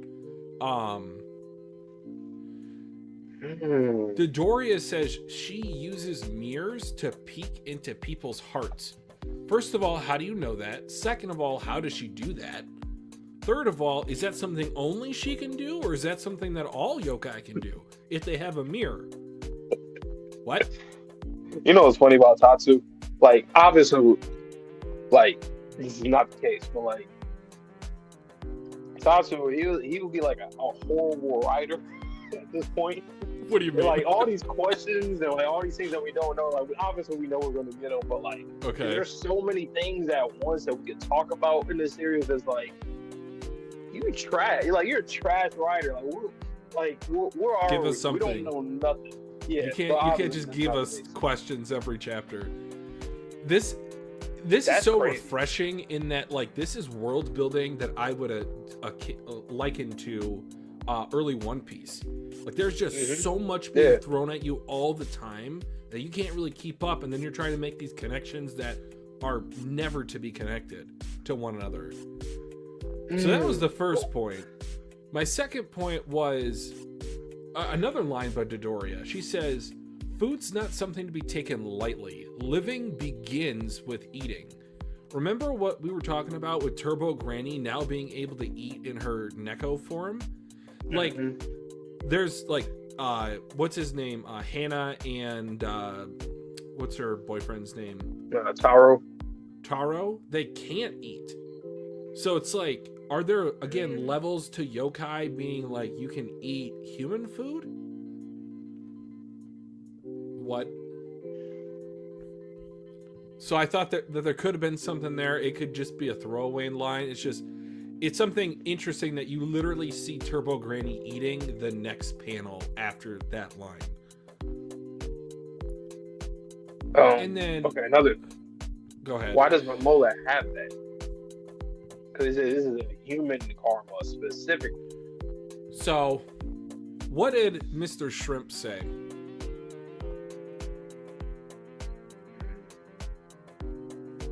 About his past work life? Was it gig worker? Do you remember any of the other jobs he had? Aside from the war, I don't remember. Bingo. What if intergalactic forces, they are harvesting karma? Okay. So you are perpetually the conquistadors, you are perpetually the imperialists. Yeah. And like your society gains something, it's not a resource that is to be considered in the traditional sense. It's literally karma of eradicating a species. Even the panel, page 6, how like Momo's looking at her and then like her eyes are like all black. I was thinking like she was about to be like, put that shit down or I'll kill you. I was like scared there. I was like, Momo, back away slowly. Like she does not have the stars in her eyes. She's making direct contact. Her hair's up a little bit. And then the very next panel, you don't get to see her face, as if everything's back to normal. Momo doesn't even like question that. Why did she give her that look? Did she not think anything about that other look? I guess it's just because her experiences with Vamola right now, she's just kind of in the mindset of like she doesn't know anything, so she probably just picked up this thing. But that's still weird because you can't think like that, because I think the prior chapter, like she literally said how like, or one of them in the friend group said something about like, well, she already is like using it. Like if it was his ball, she's already using it for her for her suit and stuff. So it's like, I want to ask you a question, and you'll be able to see my point with your answer. If you were an alien species and you wanted the perfect disguise, what would you send down to Earth? Perfect disguise.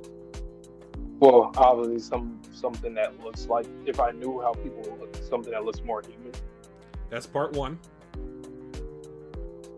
Or something in a suit, because you wouldn't know unless you open the suit.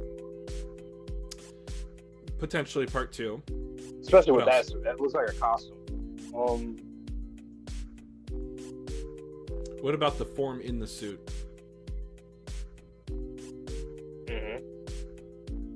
Cute girl. She's not a danger. She's just a cute teenage girl. That is like the perfect disguise. We don't know if Vamola actually looks like this. Yo, you want to know something? What's another series that you've read, animanga, where there is literally two? I'm just gonna say there's two plots going on at the same time.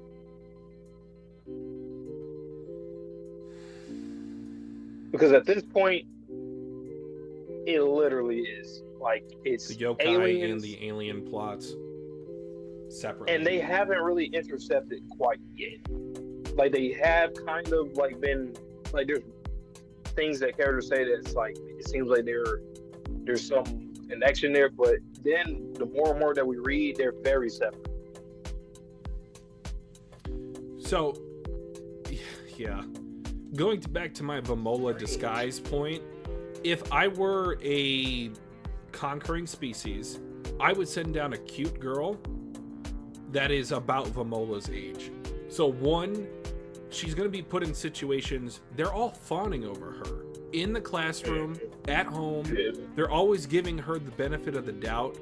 And then when Momo picked up that karmic ball, she gave her like a death stare. I was like, there's something else about Vamola that we don't know about. And then if it is human karma, so let's now shift from just like alien karma to human karma. Has she been here before? Is this something that her ancestors gave her? Has there been previous wars with humans? Or they've even, if you think about Evil Eye, is that karma is there a difference between good karma and bad karma in terms of powering up suits? In terms there is. Because it might be different, but I'm thinking about Turbo Granny or luck, right? Like, good luck, bad luck. She only does good luck. That's what she absolutely. That was. Let me go back to Turbo Granny. She was really serious right there. Like, she was upset. She's like, maybe that's just like her essence now. Like, since she's the good luck cat, like maybe that's like just by design. Like the antithesis of what she is. Yeah, got her a little amplifier right there. Like, she was really like, she called it. She said far from hideous. Far more hideous. Far more hideous. Like, what? Like, why do you I don't ever like want to see that again. Yeah. Like, that's a little. No, not a little. That's very significant. And then also, Gigi with his, I guess, chakra. Okay, now that's the next thing. And we're not even halfway through it yet. Nope. So the next thing with Gigi, like, dumbass, just putting the hoodie above him, just like his nostrils and his mouth hanging out. He said Dodoria did not teach him that. That's just something that he's learned on his own. He really is a prodigy in every essence of the word. He's like using his own spiritual energy now while suppressing Evil Eye. He's not letting Evil Eye out while he's doing it. I'm very certain that he's one of the very first characters that Tatsu designed and wrote about.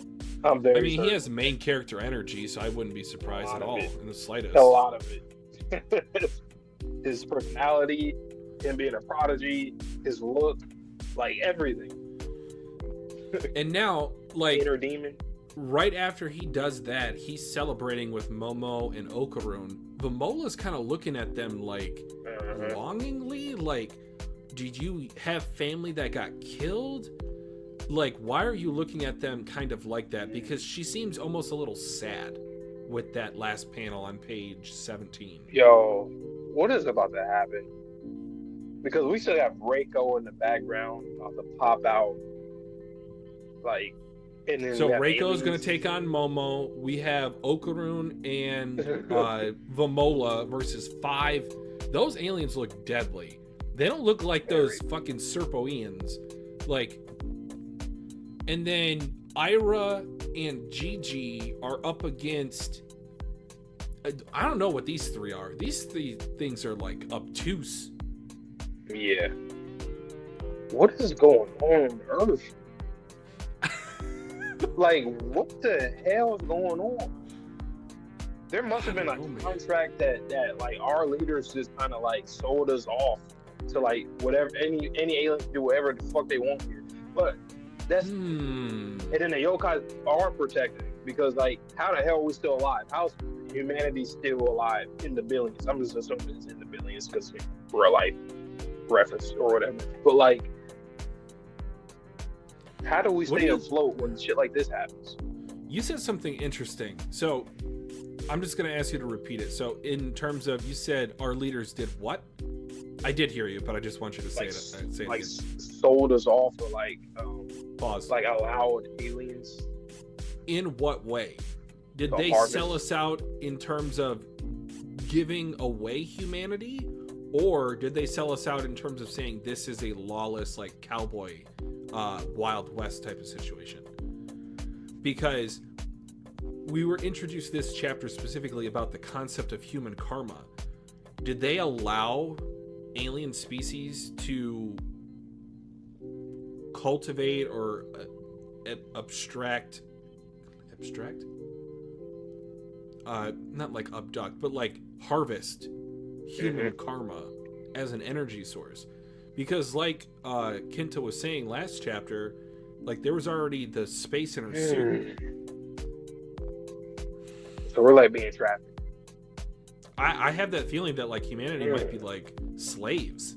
I mean, the harvesting is literally like they want to take organs. Like literal reproductive organs. Even though Turbo Granny is still such a why. Why the hell do you want to do that too? Why does yokai? No, wait, hold on. We can say at this point now that aliens are definitely yokai. So this is why I say this is like, I feel like there's two plots going on right now, because aliens and yokai both want the essence of humans for different reasons, but ultimately I guess it'll power them up or bring them back to life or whatever the case. But it's like what?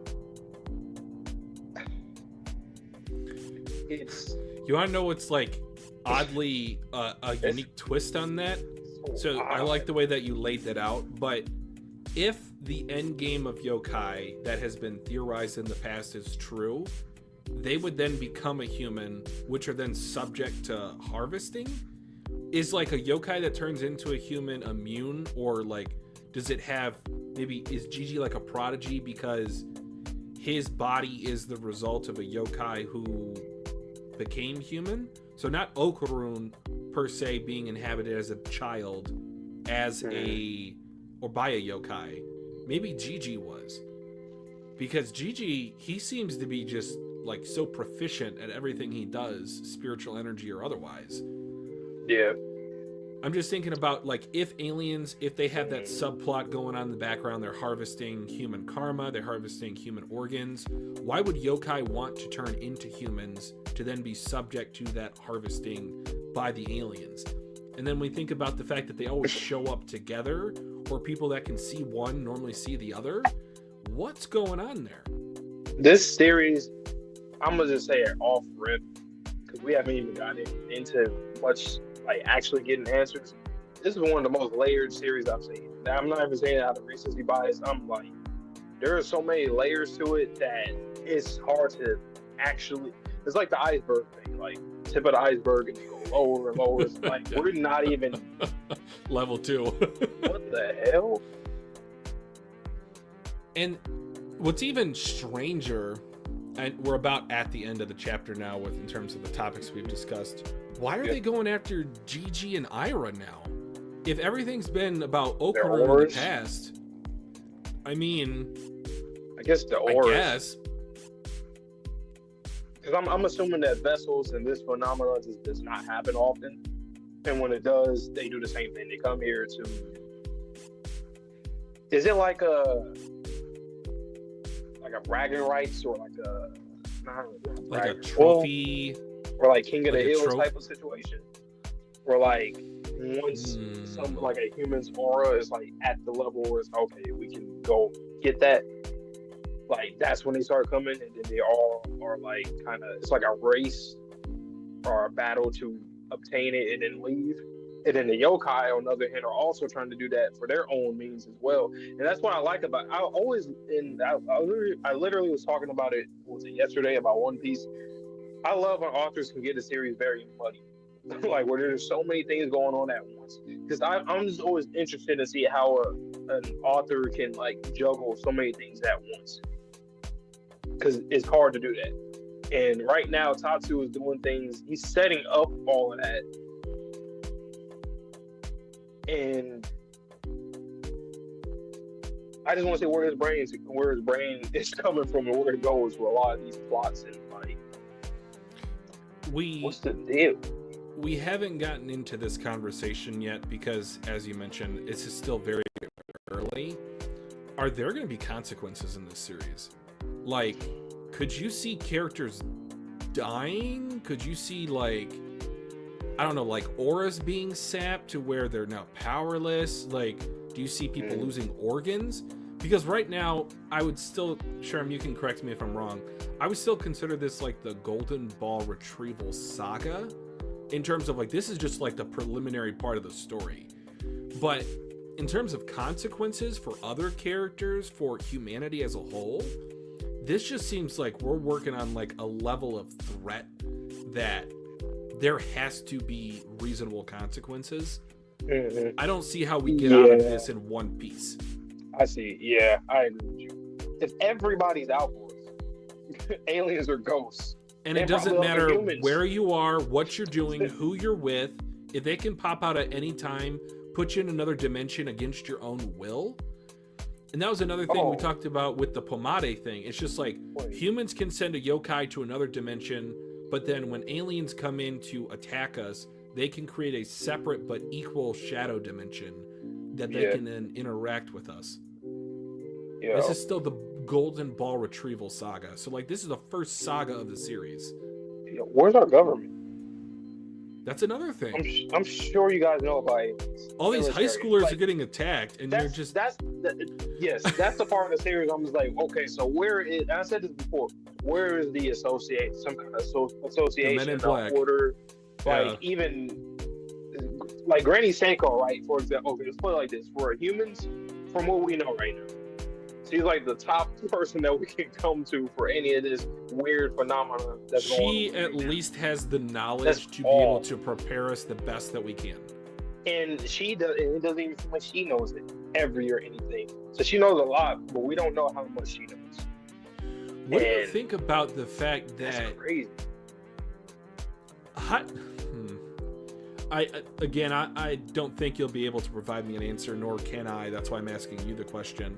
But what do you make of like the fact that this seems to be a reoccurring problem that is escalating as it relates to the aliens? And she's like so stern or stubborn to even acknowledge their existence. She's literally has an alien that she is housing under her roof. That she literally, her house is made of alien technology. What do you make of the fact that she's like, with this potential threat level that I'm sure she's somewhat aware of, she's just letting her grandchildren and her grandchild's friends just be subject to this level of danger? Does she not have a choice? Like they just have to figure it out on their own, like a Rayleigh situation? Like kids. I'm pretty sure that's what you were thinking. So I was just like, oh, you'll just have to figure it out yourself, kids. I mean, I can understand her position. It's like, okay, like I'm just like a small pawn on the board person. Yeah, damn, man. But it's that makes me feel so bad about her though. Because like, did she lose someone because she was insignificant in the past, did all this training, and now she's back at the same position that she was previously? It really would be cool if like life just originated from here, because I just still can't understand if this is like a true gag of her to just be like, I don't believe in aliens.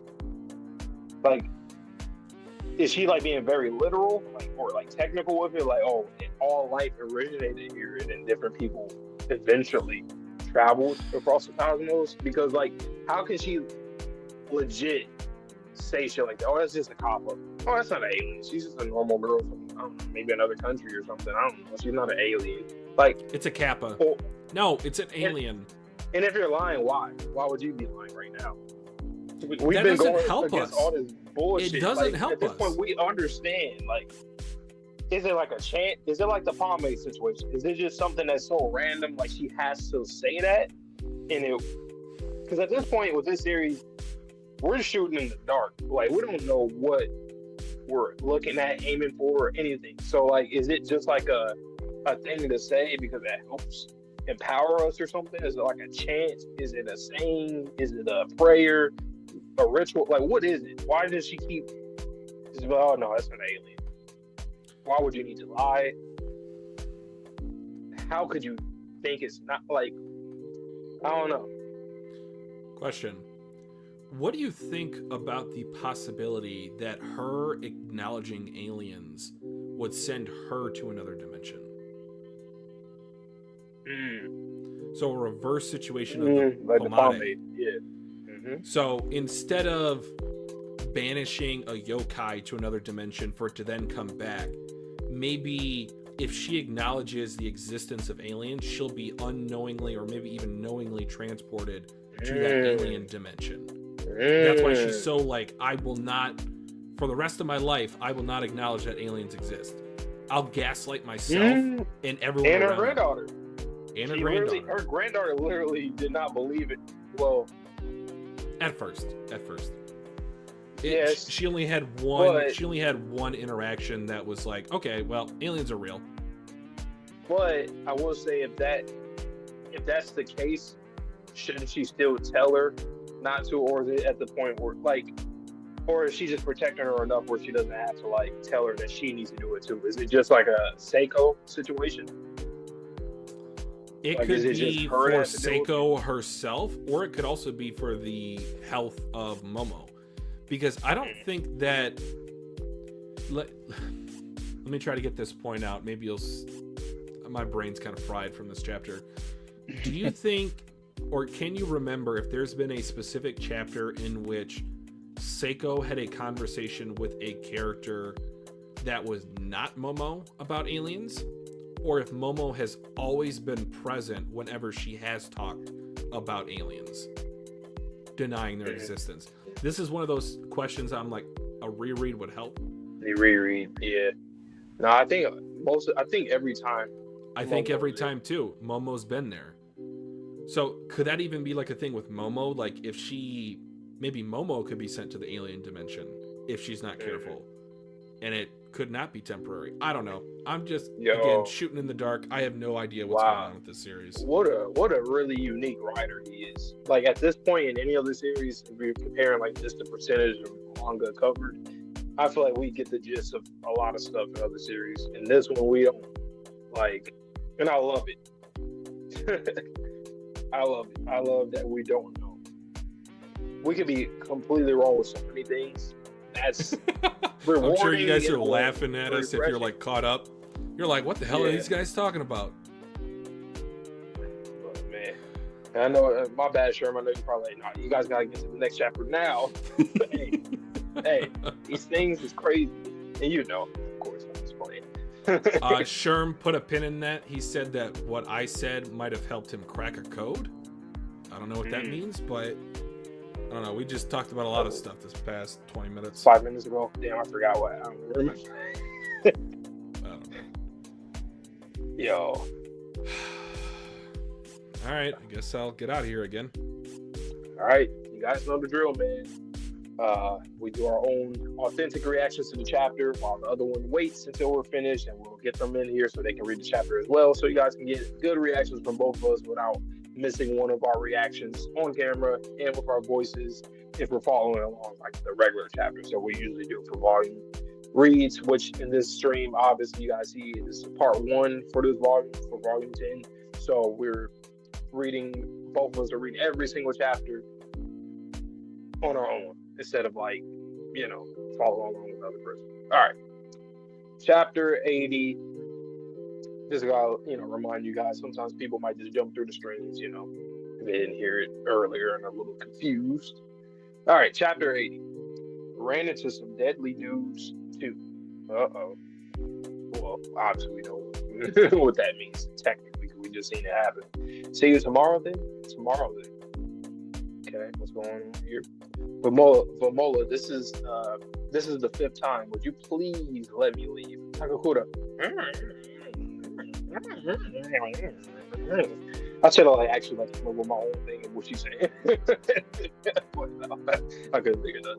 Sorry, I have no idea at all what you're saying, but I can't marry you because I'm in love with this Ayase. Oh, that's crazy because he said it to her and she doesn't comprehend. What if Vamola this whole time was just fucking around with us, like she knows what we're saying, but she just like played it off? That'd be a crazy cover up and like long time. That would be wild. That's crazy though that he said it to a person that can't. Well, okay, I can see what's about to happen. She's gonna eventually tell Momo that Okudun said that at some point. She's gonna try to formulate it as best as she can to translate it. Watch. I'm sorry, Gachiakuta. He's running. Actually said it out loud. Not to her, of course, but my heart. What the? Yeah, where are you? You just like in a plane? Oh yeah, because he got walked up on by them. Are they gonna abduct him? Because like I don't know how he's gonna defeat all these things unless somebody else comes in. I don't know. Oh my god! Oh yeah, they decimating. God damn! So Ira transformed. Gigi did not transform. At least not yet. Bro, they shooting lasers and fucking rockets, RPGs. They literal ammunition got fucking emblems and insignias on it and stuff and just designs. Whoa. Don't pull this crap on my school uniform. I keep telling you. And then they just block it with some fucking, I don't know what the hell is going on. Jesus Christ. And it's shocking her too. She kicked it. Yeah, no good. No bueno. And then she get laser right to her back. Going through buildings. She didn't de-transform us. Still transform. What the hell is that weapon? God damn. These aliens are no joke. What is going on? Gigi's running down the street. And Joji, if you can't join in the fight, then tag in the evil eye. I can't do that. The evil eye can only fight against Okadun. I'm being targeted by missiles and a sniper. I can't protect you too. I'll take care of the sniper. You deal with this big one, Ira. What exactly can you do? You gonna try this move? I can do this. Okay, you get ready? Take that. Incoming. Did he stop him? He still went through. Look like he stopped for a second though. Okay, keep working on that, my boy. And Joji. Now she's running. Hey, can I just say the art in this chapter and the choreography is really good, very different in certain ways too. And Joji. Oh, she threw the water on him. The water is evaporating. Oh, because they shake and they vibrate. Oh, hell no. Oh, no, he is here. What's up with these boogers? Oh, shit. Hey, we needed this. We needed you, Evil Eye. We needed you. The one time that we absolutely needed you, my boy. We needed you. Down. Damn, this is a fast chapter. It's very fast. Very fast. Oh, but yeah, the fight choreography was crazy. The confession from Okadun's side was great, too. And I know that she's going to... Vamola, she's going to end up telling Momo that. But the one thing I'm interested in, he was running. How long was he running? Because when we went from that one panel on page 3 to 4 to 5, how far did he run? Because if Vamola didn't hear that, once again, that's interesting. Is this like her people? Is she going to leave with them? Or is it not her people? There's so happen to be some other aliens, and he actually did just run far because he's gonna need some help. I think she's probably gonna help over for sure, unless, like I said, they end up taking her back home. If she's from these folks, obviously she doesn't look like them. But who knows? They could be in suits or morphed or whatever. Maybe she doesn't even look like that either. Man.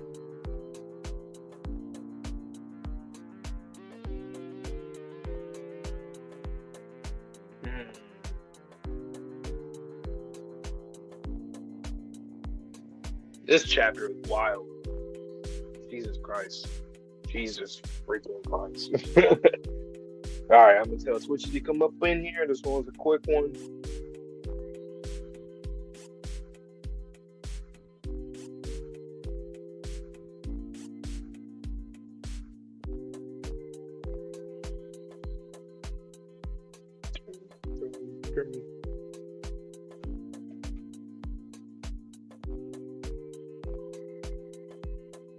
Man. What is this series? Like, man, seeing this in anime? Oh my god.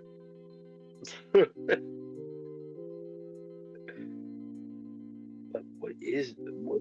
I mean, yeah, they got it like that, obviously, but damn. Man.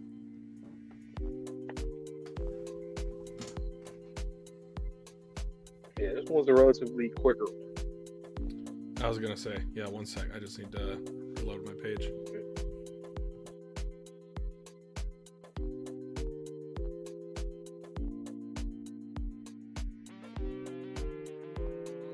Yeah, sure. Yep. All right, there we go. Chapter 80. So the second to last chapter for tonight. Doing pretty good on time. 2 hours, which is honestly for 8 chapters is more than in the past. All right, chapter 80, ran into some deadly dudes, question mark? See you tomorrow then. Tomorrow then. She grabs the backpack. Vamola, this is the 5th time. Would you please let me leave? Takakura. sorry, I have no idea at all what you're saying, but I can't marry you because I'm in love with Miss Ayase. I'm sorry, Takakura. All right, well, he had a confession, but it's like, is it really a confession if it's to the wrong person? He's doing the full-on Taro sprint. I actually said it out loud. Not to her, of course, but my heart. Huff, huff, my heart. Rah! What the? Bruh. This is like, I don't know. This reminds me of like the pull-up of like Shanks to Marineford. Like they're rolling deep. All right, and there's actually a 6th alien that I didn't see last time. It literally looks like the head of the traditional alien. Bruh, how is he gonna get out of here? Oh my god. GG jumping, they're firing rockets at him and her. Goodness gracious. Don't pull this crap when I'm in my school uniform. I keep telling you. It has a barrier of electricity. Yeah. Oh, she just barely dodged, but they all went into the barrier. It's got the homing system. She gets hit. Oh my god, what this thing with the fucking sniper rifle? Laser blast. Why are they coming after us? Like this too. This thing's just got like a Shinra Tensei. I know I said that earlier in the stream, but it's just got like a shield around it. And Joji, if you can't join in on the fight, then tag in the Evil Eye. I can't do that. The Evil Eye can only fight against Okarun. I'm being targeted by missiles and a sniper. I can't protect you too. I'll take care of the sniper. You deal with this big one, Ira. What exactly can you do? I can do this. All right, so it knew enough to dodge. Take that, or did it get hit? Can't really tell. Take that. Incoming. Hurrah! Oh, he got bloodied up. Injoji! Water. Okay, so bringing him out. The water, it's evaporating? Did they know this? Is this Gigi with his chi or chakra? Like surrounding himself? I have questions. The thing's got an exclamation point. What's up with these boogers? Bruh.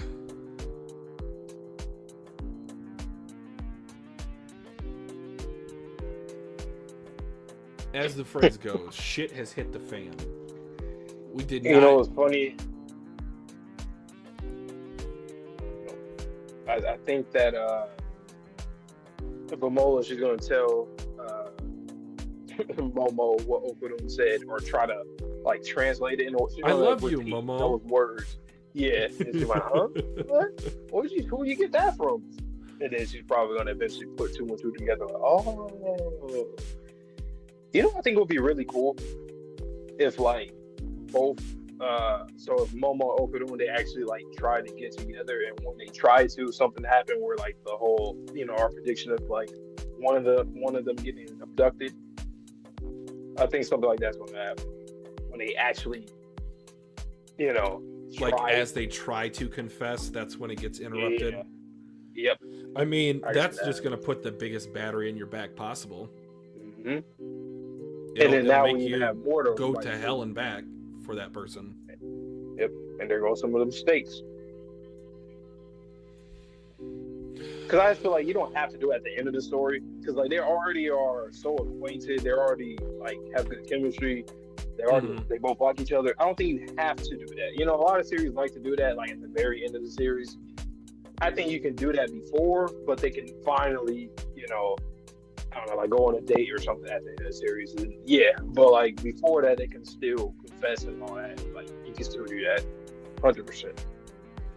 I know you don't know as many things about Dandadan as I do, because I have gotten a couple of spoilers, guys. Just again, forewarning, full disclosure. Did you know that someone has actually translated Vamola's language? It was funny when I was reading. I was like, I should make up. What, really? They like Codebreaker, like full on. It's like I forget. I didn't look at it too closely, but like it can be translated to like English text, and someone showed like a text bubble of like her saying something.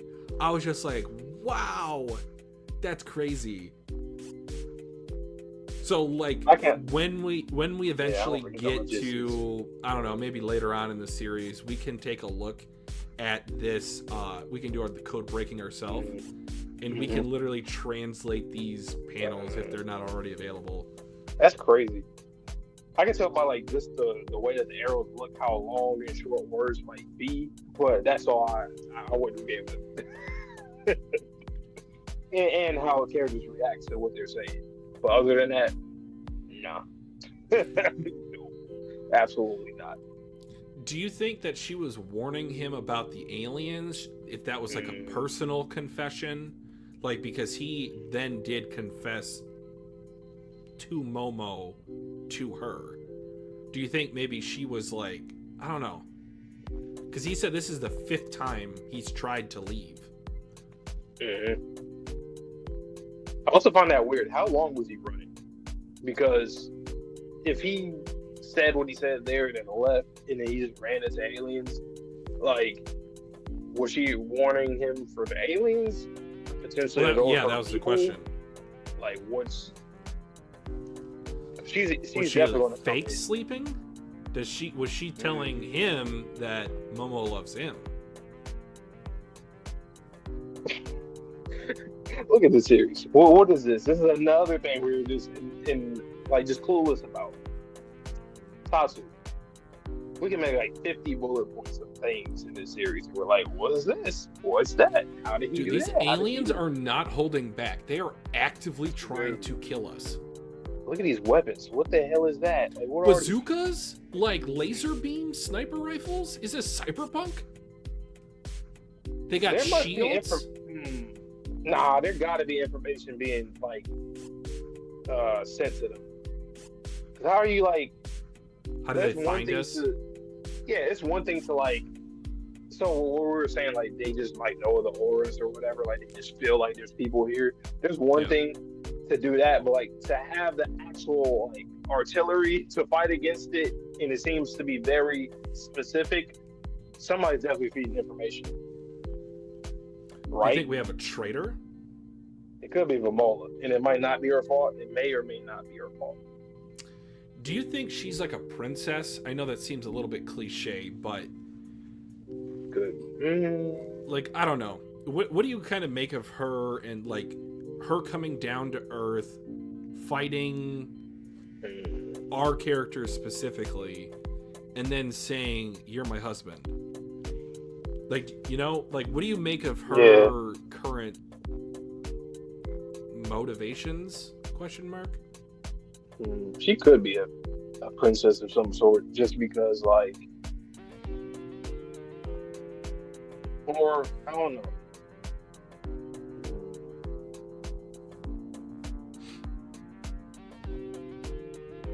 I don't know. She might have gotten in trouble from her family because she didn't want to be traditional, and then she sought out a banished princess.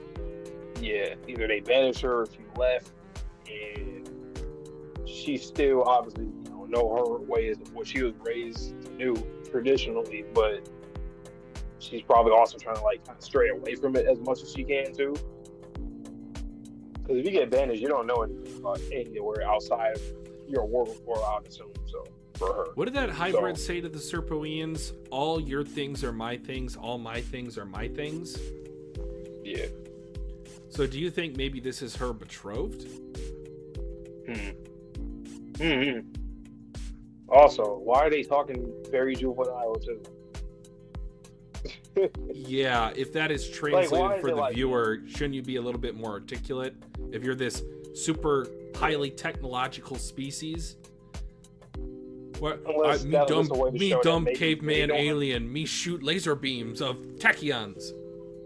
Tatsu just has a unique way of doing things. I feel like he's just like switching how we commonly like the way that we view certain things. He's like switching them completely. It's just a whole 180. Like have the very intellectual being speak in a caveman like way, and then have like maybe that's just what I don't know. Like why? Man, Okaru's got a solo 1v6. That is crazy. Okay, let me ask you this, because what I just said. Do you think that the aliens are like actually intellectuals, or do you think that they just have all the means and resources to do what they want? Like, even like the nano skin, right? The way that was explained to us, it could just do whatever. Like, they don't have to understand it to a technical standpoint. They just use the shit. Like, oh, I can just do this, do this. Boom. And then the way that they're talking is very like you said, juvenile. Like, it's very kid-like. And then I don't know. It just seems ironically, very simple. I had a conversation yesterday with two of my buddies IRL when we were hanging out about the concept of AI and how I really am so not a fan of the progression of AI in our world presently. So I think the idea behind AI, what most people thought would be that it would automate, or excuse me, it would take care of automation to allow you more time to pursue the arts. But similar to, have you ever seen the movie Idiocracy? No. Idiocracy is a future dystopian world in which a regular guy in our age, let's just say 2015, has been cryogenically frozen by accident. He wakes up in the future. Him today, as a normal person, is the smartest person on the planet. So when you were talking about how these like kind of crude or like they almost sound like stupid aliens, they have all this technology, so it makes me think potentially maybe there was like a mechanical AI system that got so advanced it might even be considered sentient, to where they could do everything. They don't have to go to school because they can just think of something that they want to do, much like nanotech. It can do that thing, and then they don't have to think about how it works, like how to overcome things. It's just literally combat. It's like mindless gladiators in the space arena. Yep. Even that Vamola, right? Like fighting somebody, and if you lose, that's your husband. It's like that's very kind old, of barbaric, very primitive, barbaric. Yeah. I honestly think we're cooking with this. Banana organs, like this, all this like very simple words and simple like. It's childish. The nano skin, it's immature. Like, that is so convenient. Nano skin, like really, you don't even need to know the technology for it. You could just understand the very basics of it, and you were able to do whatever the fuck you want with it. Like they probably wouldn't even be able to do anything that Kenta did with it. No, honestly, like I don't even think they understand the concept of like complicated thought. Because like you said, why would it be translated, all you have is mine, all I have is mine?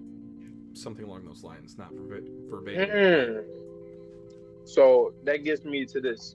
Do you think there was some kind of deal or trade? Well, there's a deal, but like a trade-off where maybe humanity maintained intelligence, like higher advanced intelligence, while the aliens gets like the resources, or I don't know. Momo have like a flip phone?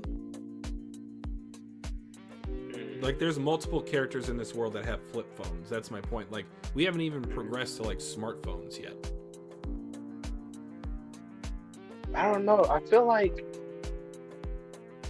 the aliens for now. Like what? Okay, so far, any aliens do you think that were like really smart? I feel like the Serpians probably are. Those are the only ones I feel like are. Yeah, to but some then extent. when you get into like the taboo topic of what they were trying to do, that's very like, oh, I'm a caveman, I'm gonna take woman. Like, dude, you can't do that. And they like, literally said with the phone, or when Turbo Granny, we don't have the technology to do that. Yeah. So at least they know, like we can't do that.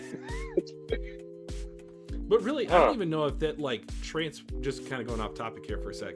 Like Turbo Granny coming in to save the day, was that technology? Was that a technique? Was that spiritual dimension? Can that be considered technology? I don't know. We gotta. Okay, this is all I was gonna say earlier. We need scientists in the series, whether from Earth or outside. We need scientists because at this point in time, no one is an expert in anything besides Turbo Granny and Seiko to some extent, from what we know. That's kind of strange. It's like we have nobody higher up that we can listen to or learn anything from right now. I know this sounds kind of disrespectful, especially with the fact that she has saved our bacon literally multiple times, but I'm starting not to trust Dodoria. In what way? Like, in that, like, if she would have told us about the existence of aliens and or what's going on with Okarun and or Momo's origins and or whatever her and Turbo Granny are doing in the background, knowledge is power. And the fact that she's not telling us these things, it is literally endangering their lives. So I just don't know if I'm like, I don't know. Or it's strange. Do you feel like she's handicapped in what she can say, or do you feel like she's hiding something for a greater purpose? She has to. But why? Because after all, things end up well for us, no matter what. When she has to step in, she has to step in. I feel like she understands the situation so much that she knows the outcome is going to end up being okay. So far, I haven't felt, besides now, from Reiko, I feel a little frightened. Like, okay, something, and then the alien, that's another thing.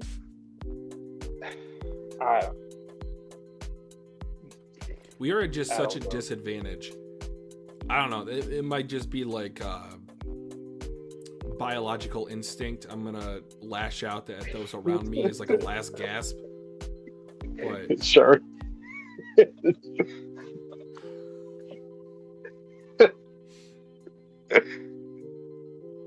Read One Piece, guys. Granny. I don't know, man. This series is crazy. But you think we're cooking a little bit with that? Like, the aliens do not seem that smart. They seem like they're just... They just have the means to do whatever. It's like the nanoskin thing really is one of those things where I'm like, okay. Even the way that was explained to you do whatever you want with it. You can make a house with it. There's like, been something either immature, crude, or downright almost sexist about every alien that we've seen. Yeah. Why is that the running theme of all aliens? Like, why are there not aliens that are trying to protect us? If this planet is being visited by multiple hostile alien species, why is there no one trying to protect the inhabitants of this world? Do they say the yokai have it? Or do they say we can't match the barbaric nature of these aliens coming in and trying to pillage the people?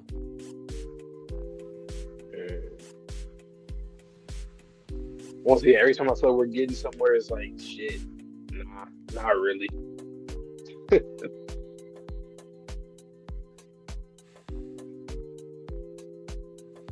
All right, well, I guess I'll get into the last chapter for tonight.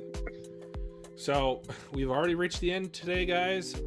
So we got one more dual reaction chapter. We're going to do part 2 tomorrow. So if you enjoyed today's stream, make sure you like it for us.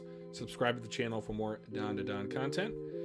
We will be back in July when the anime returns, but with that being said, let's continue the manga. So chapter 81, what do we know about these deadly dudes? All right, Evil Eye stands up. Hey, you, booger face, what do you think you're doing? Evil Eye, take it down. This one time you're allowed. Huh? What the? You? I hate you. I'm not doing it. I promise, Takakura. Hey, stop! Evil Eye, wait! Wonder what's for dinner tonight. Bang! Evil Eye, if you don't beat that thing, we won't be able to go back to the original world. Oh my god, this thing is upgraded with bazooka punching arms? He is getting cracked. Oh my god. And then, like, is it doing like a laser beam attack? You're damn right it is. Oh my god, there goes the world. Just took out 4 blocks. He's on the ground. Evil Eye. Hey, this isn't funny. What the hell are these things? Bang. Ah! Oh, she's on the electric panel. More bazookas coming in. Ah! Oh, she's out of her spirit form. They've been neutralized. Okay, something's inside of it, so it's like a suit. Almost 3 minutes now. That was fast. We need to get away from here or we'll be in danger. Moisture is abundant on this planet, so we can't use laser beams here. And perhaps because of the heavy gravity, these things have tough bodies. All right, hair all going through. Was it a diversion? Looks like it. She's still mobile? She can't be far. We'll be able to see her using life sign detection. No use. These white orbs are interfering. Unable to pinpoint the target. What are these white orbs? Are these other spirits? Is this the people that were not transported to the alien dimension? Ute! We'll spray the entire area. Beep, beep, beep, beep, beep, beep. No good. The time. Return. A nuisance. A planet full of orbs? What are you talking about? They're in the sewers. Just barely got away. Blap. Huff, huff, huff, huff. Gotta warn them. Warn everyone that some deadly dudes are here. Guys, what the hell is going on with this series? Orbs? Time limits?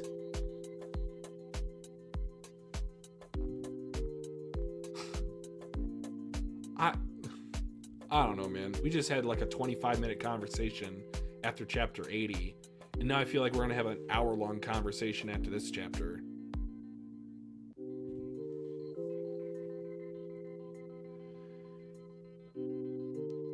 So, I want to go back to page 12 for a second when this octopus alien is talking about, and perhaps because of the heavy gravity, these beings have tough bodies. So, this may or may not be Earth. This may be like the equivalent of saying like durability. Like, so even though these things have bazookas, even though they have laser beams, maybe they don't do much damage because this species of humans are inherently more durable than our species of humans. So like the reverse mark from Invincible is what I'm trying to say. Shout out to Ira though. She came in clutch for getting them away. Okay, but wait a second. Page 14. The orbs are interfering. As in, like, the orbs are purposely interfering, or they're interfering with your tracking system? That phrasing makes it seem like the orbs are making a decision sentient wise.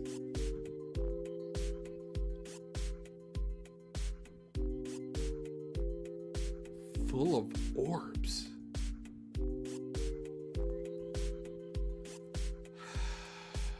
My brain is broken.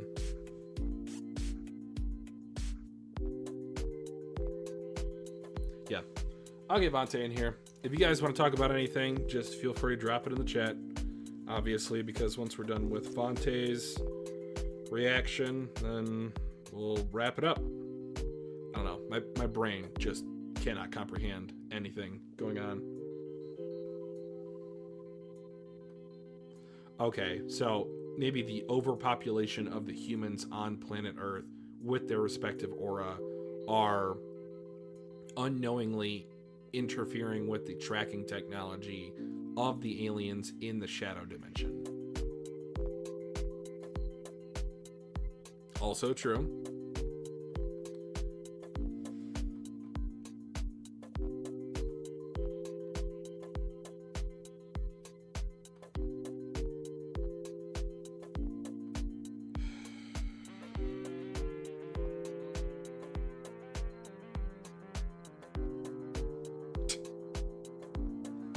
I don't know, man.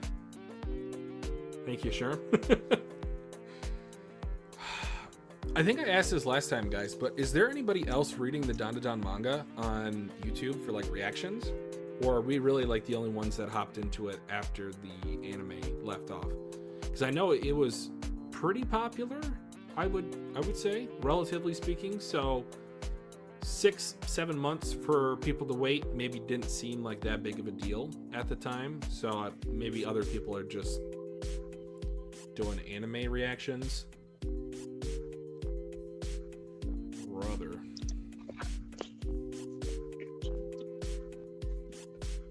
All right. Am I ready? No? Am I ready? Okay. Right.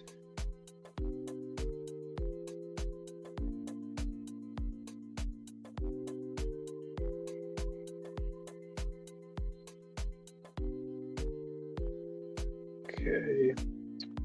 Sorry guys, my camera's been lagging a little bit. I've been noticing some on both ends, kind of weird. Could be good though, but we'll see. All right, chapter 81. There goes the evil eye. What do we do about these deadly dudes? I actually really like that panel. I like the perspective. Cool. Go crazy, Gigi. Hey, you booger face. What do you think you're doing? Evil eye, take it down. This one time you're allowed. Huh? What the? You? I hate you. I'm not doing it. I promise, Takakuta. Hey, stop, evil eye. Wait. Wonder what's for dinner tonight. Evil eye, if you don't beat that thing, we won't be able to go back to the original world. He's standing there looking. What the fuck is it doing? What's going on?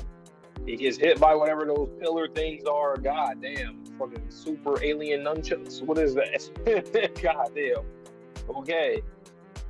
And then a laser is coming from the core. That core thing kind of reminds me of it kind of reminds me of Vamola a little bit. Oh my god. God damn. Shit. GG. Evil eye. Hey, this isn't funny. What the hell are these things? Yeah. I'm getting shocked. Yeah, what the hell are like? What is going on? I really can't wait to see what they look like in the anime, or just like some colored fan art or something, or the official. I got to see some. Damn, she's done for. Jesus Christ, both of them are done for. Wow, almost 3 minutes now. So they on a timer. Okay. What the fuck am I looking? What is this? Fucking squid, octopus? What? That was fast. Moisture is abundant on this planet. We need to get away from here, or he'll be in danger. So we can't use laser beams here. So they can't use lasers.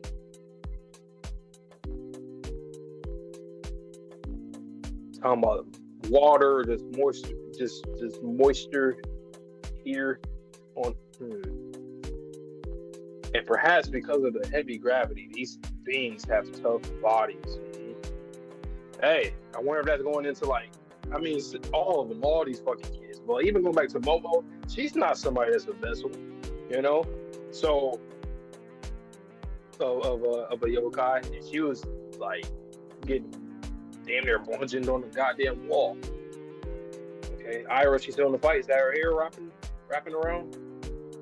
You're like, no need. Oh shit, she's still mobile? She can't be far. We'll be able to see her using life sign detection. Bro, what the hell? No use. These white orbs are interfering, unable to pinpoint the target. Oh yeah, this is about to be a surprise attack. Open fire. We'll spray the entire area. She's about to come from beneath you. Beep, beep, beep, beep, beep, beep, beep, beep, beep, beep, beep. No good. The time. Return. A nuisance. A planet full of orbs.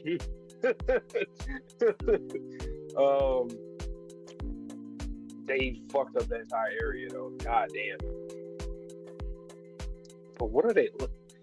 Tatsu's. You're messing up my brain. I don't know what's going on. Okay, tunnel, sewer.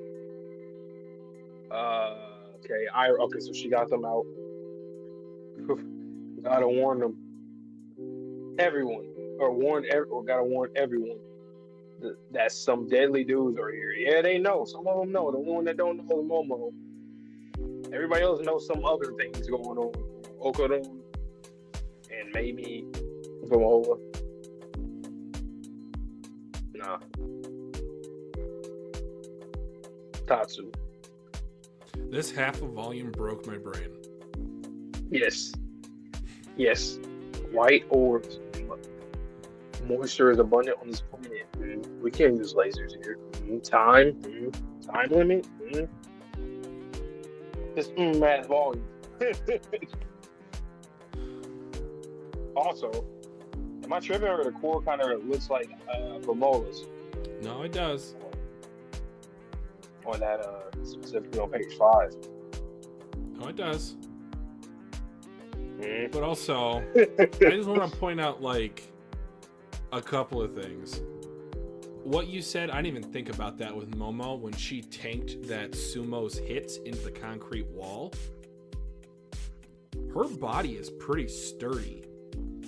So what if that's just, this is a parallel version of Earth in which alien technology does not work on us. Like the laser beam, the missiles, like Ira got hit multiple times.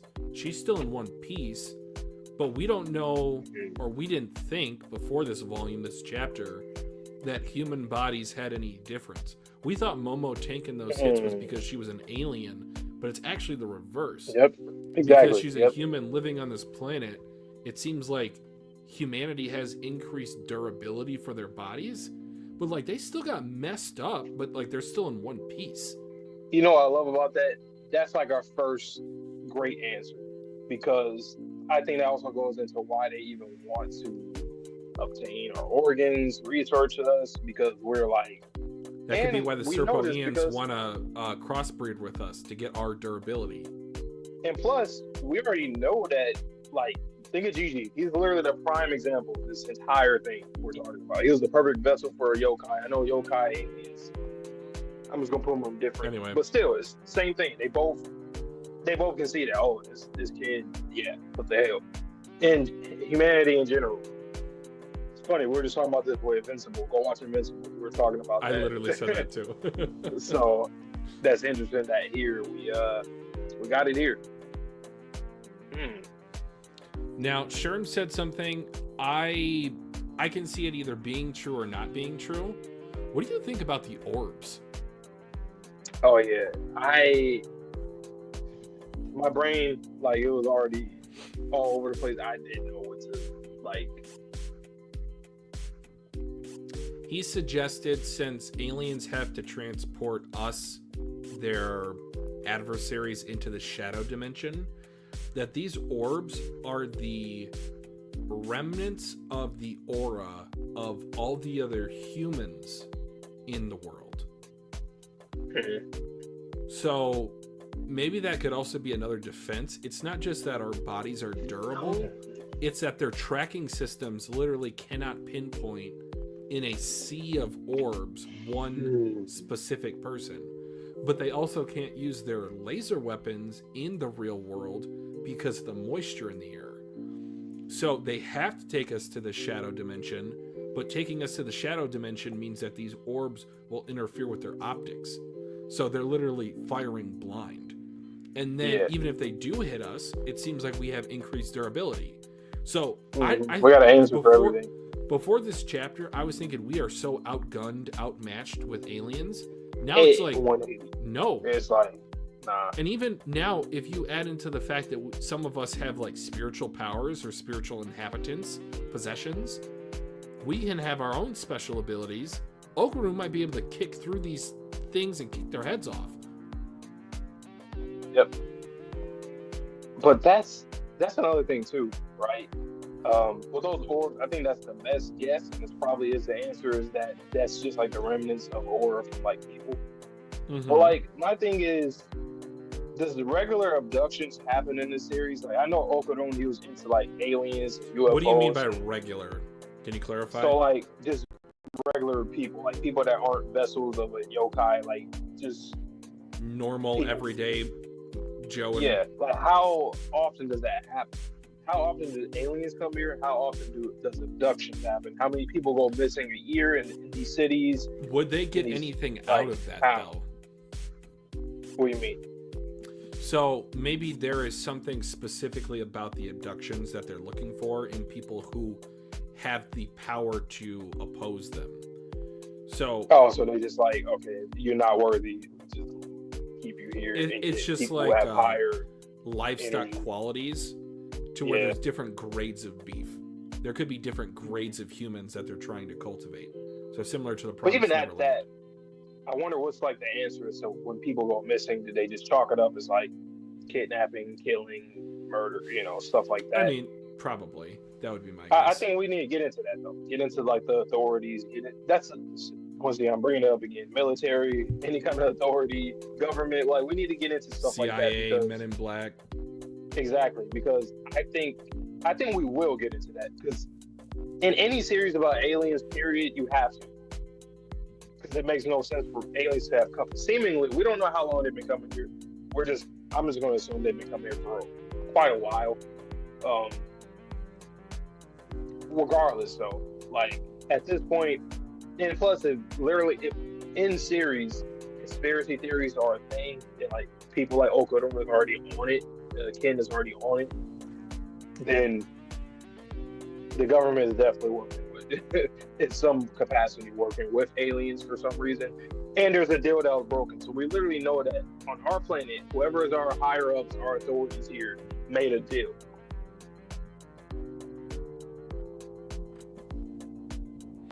You know that thing that Sherm shared on Twitter about that clay doll looking thing? That's pretty ancient. So I think I agree. Aliens have been coming here for like centuries. Yep. Because if that design is based off of something in humanity's like archaeological past, something that's been passed down generation after generation through culture, and then like the time limit. What do you mean there's a time limit? In terms of maybe like the energy needed to exist or to transport yourself and a target into the shadow dimension, maybe? There's a time limit everywhere. in certain ways. It's good for us, but yeah. And once again, what we were just talking about, they're talking, I would say that they're talking stupidly, but not that elaborate. No good. It's still kind of crude. Return. A Orbs. nuisance. Planet full of orbs. Mm-hmm. Like, I don't know, man. I do like the irony in it, though, that like the alleged intelligent life form was just talking very simplistic. Even if they are dumb, it would look. It's cool. It's a cool choice. But there's a reason for that. I 100% think there's a reason. However, I will say this though. Chichikita, he doesn't talk stupid. He talks adorably. Yeah. Oh, are you talking about Mr. Shrimp? Or the son? Yeah, Mr. Shrimp. Isn't Chichikita the name of the dad too? Like both of their names is that? It's the name of the son. Yeah. What's it? What's his name? He says it as like a verbal tick. He said in the first arc. I wasn't gonna correct you. I was just gonna let it ride. But since you asked, Mantis, I guess I'll call him Mr. Shrimp. I just don't want to call him Shrimp. Mr. Shrimp. Yeah. You can call him Peeny Weeny if you want, but. But yeah, But yeah, he talks very. He talks intelligently. He can formulate a sentence. I don't know, man. Is it just an evolution thing for us? Is that why we're so durable, or is it like a deal that was made that like kept our energy high? Like, what is it? Are we just? Do you think it was like? So they specifically talked about in this chapter the environment, let's just call it, of planet Earth. Do you think maybe humanity made a deal with the maybe subterraneans in terms of they agreed to be a species of crossbreeding to where we would then be the viable species on this planet, to where maybe this was like a how do I put this? Do you know about like laws in space? So it's based off of maritime laws in terms of the sea. So that's why you have the captain of a spaceship. It's supposed to be based off of maritime laws. So the reason why I bring up that point is because there's such thing as international waters, and with the explosion or the release of lava into the world, new islands are created. So I'm thinking maybe Earth was a body that was in international waters out in space that humanity cultivated by breaking the deal that no one would cultivate it, because technically it's supposed to be international water. But now this species on the planet, it has imminent domain. It has a right, now that it's living on the planet itself, to call this home. Even though you might have, through your ancestors, broken a promise not to plant your flag in this planet. Exactly. It has to be something like that. Honestly, it's either that or life originates from here. Because I just can't see why exactly Earth is just different, seemingly different from everything else that we've seen so far. I mean, we don't know what's going on other planets, but based off of how they come here with their technology, with their plans and their goals, it seems like they have the whole scoop on what's going on here, and they just keep coming here. It's like this series, like every time I think of, like, if I start thinking about yokai, I immediately start thinking about aliens, and then I get more confused. And then vice versa. When we're talking about aliens, I get confused about yokai. I don't understand where yokai come from. Like, why is that a thing? And how much does Turbo Granny know? Does she know anything about aliens? You know? I mean, look, like, she's literally so smart and everything pointed out the core of Vamola's suit. She knew what it was. Yeah. What? She shouldn't know that unless she has interaction with aliens, or she could tell from its very essence. So, like, her observation hockey is able to tell her what it actually is. It's one of the two, because she should not know what that thing is. Man. My head hurts.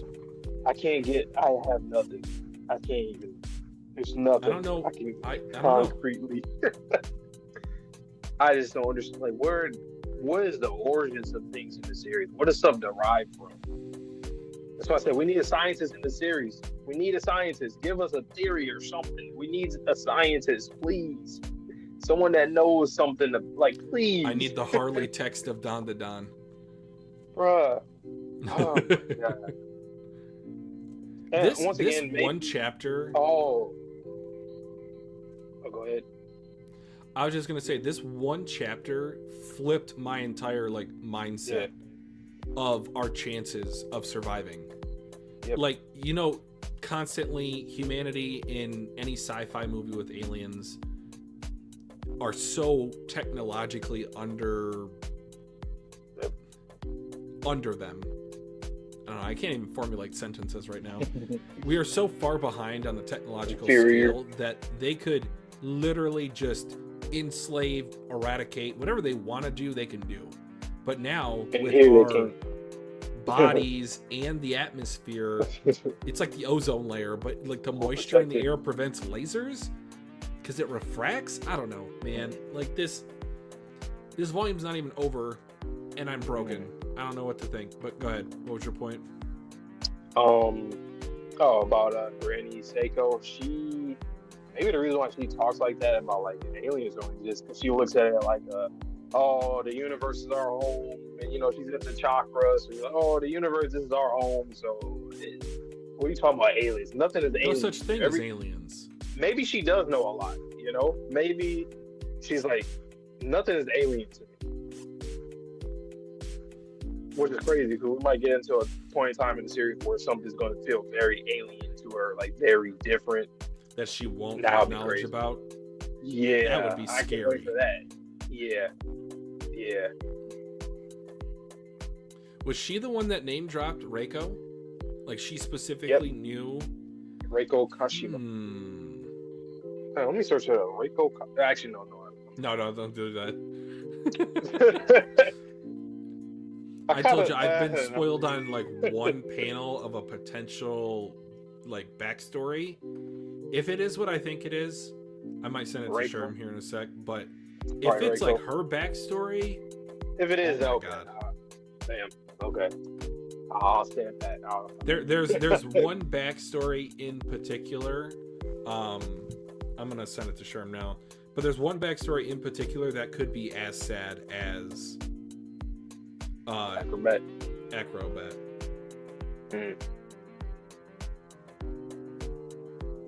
No, Dandadan is special. It's special for like, it's special in ways that other series, like, it's different from other series. It's, once again, it's like One Piece in a way. Like, it's special. We don't know anything. We spend time throughout the series following our characters, our cast, so we don't know anything. The only thing on One Piece, we have some leads. We have theories that we can, come up with. We have things that Oda gave us. This is the Void Century. Yeah, Dandadan is ridiculous. It has its own soul, exactly. What series can you actually compare to? I can't compare it to another series. And like, this is even us at like chapter 80. I think they're at like 180 right now. So like, we're not even at the 50% mark. And they still don't know nothing. Probably. All the stuff that we're talking about, I'm sure Sherm they still don't know anything. He's like, that could be cool. I don't know. I think I asked that last stream about something, and he was like, we're still we're still in the dark. That's ridiculous. But I'm glad we got this one though. This one at least gave us something to kind of work with a little bit, but Tatsu, it's like he just knows how the viewer reads his story. I feel like he just knows what questions people will have, what he wants to reveal. This is like the first real revelation. I mean, not first real, but like since we've been really theorizing. It feels like one of the concrete answers that we've gotten so far. Yeah, it is. I was going to mention like the voice stuff. We still don't know what the hell that. I mean, why does people get erased from that and memories of them and everything? Like, why is that a thing? Is that like I keep thinking it's like a taboo situation where it's like this yokai stuff. Was that the punishment for breaking the promise? Or do you think we're just like conflating those two things? Do you think like the promise is like, that's like, what is the One Piece to this series? Maybe. And then the voice entry is like another, like it can be related to each other, but there are different things that we gotta figure out. It could be just very loosely related. Yeah. But the void definitely seemed like a punishment, for sure. That's very deliberate. Could see it. Like, I could see it being you. a punishment, or I could seeing it be as like a natural correction. Have you heard the theory, the two theories of how the universe will end? Yeah, either it keep on expanding and then another big bang, or yeah, pretty much, right? Yeah, so it's like the I think it's called the cold death of the universe. It just keeps out expanding for all eternity. Or alternatively, it slingshots and it comes back into another big bang, so on and so forth. Yeah. But me thinking about the void, and the reason why I made that reference is like maybe that's the universe correcting for something. Something that's maybe very it wasn't unnatural. like a punishment. Maybe it's just something that it has to be the rules of this universe. Right. But see, that gets into a whole different thing, because I feel like, I mean, we don't know. I mean, we're not fucking deities or nothing like that. But like, it gets to a Speak point for where yourself. I'm a god. If it is a universal fate type of thing, I think that it's still a little deliberate. Like, how can something unnatural be birthed? I feel like everything that's ever birthed is a natural thing. I understand that there are things that are deemed as unnatural, or like, like different elements that we create that's not on the periodic table, but they're created in the name of dying out. Like, yes, it's unnatural, it's man-made, but technically speaking, fundamentally, So everything is fundamental. how do you view the void then? Are you saying that you think it's like for sure unnatural, or do you feel like that's a natural part of the universe? I can see it being something natural, and it's just like life itself, once it developed to like a conscientious state, that's just like something that they found out about.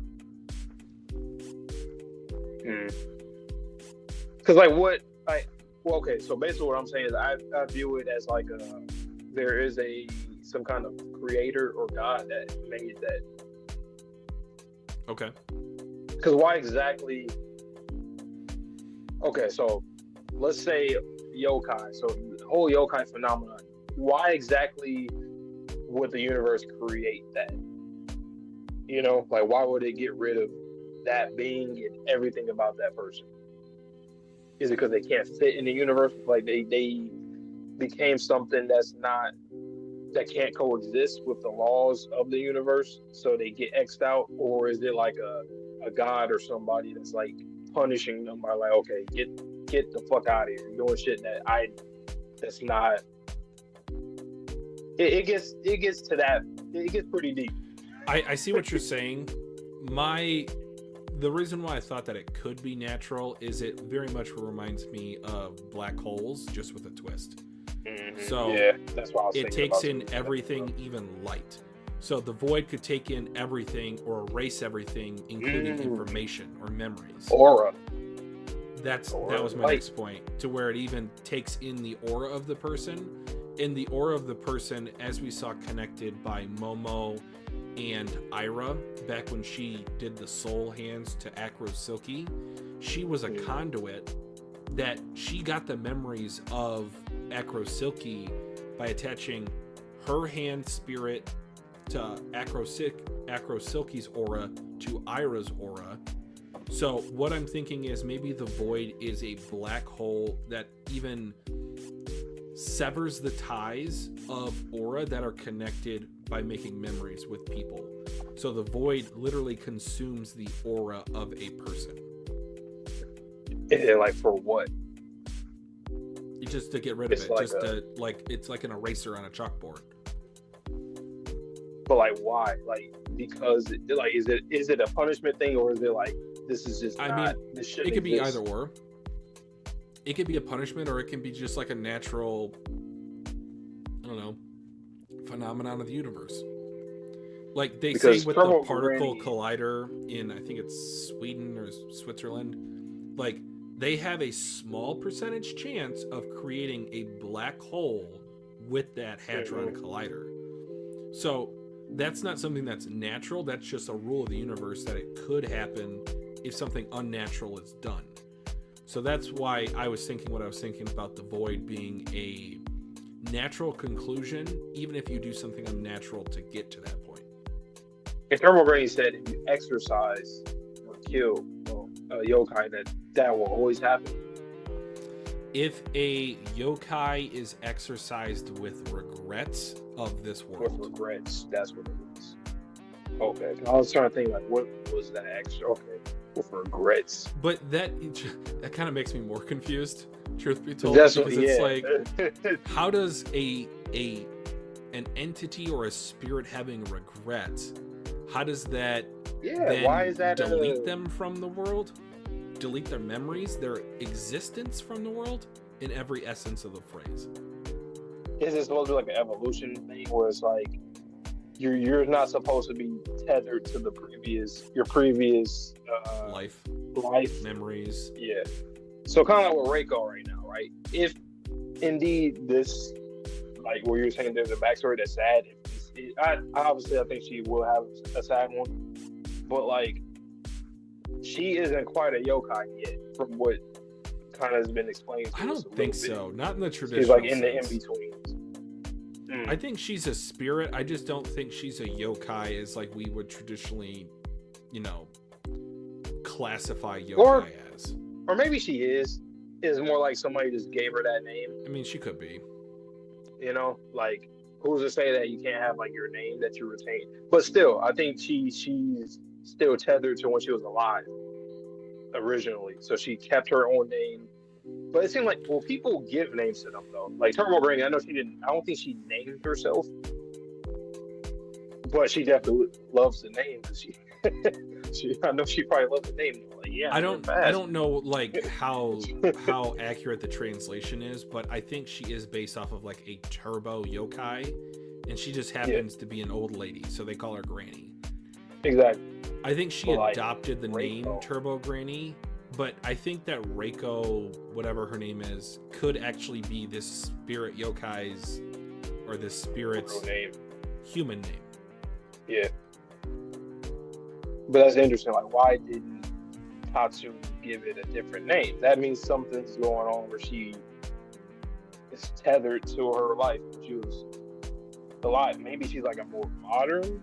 Well, even Acrobatic Silky was pretty damn modern based off how she looked, like from her backstory what was seen. So, yeah, maybe some people just give them names and then this one just didn't have one. That's another thing though.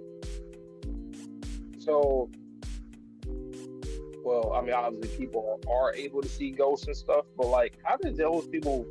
I'm assuming they have to survive to tell the story, right? Of like, oh, Turbo Granny, that don't go in that tunnel right there. She only resides there with this or this yokai in this area. Though, I just find it kind of.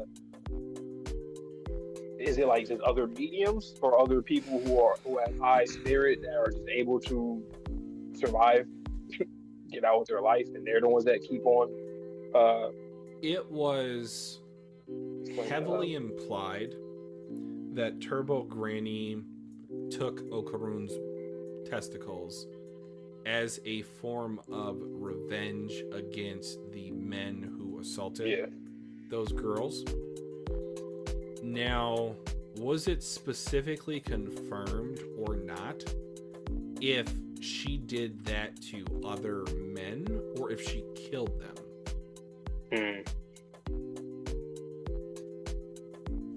Because I don't know. If they got killed, you wouldn't really like... The legend of Turbo Granny wouldn't really spread, Exactly.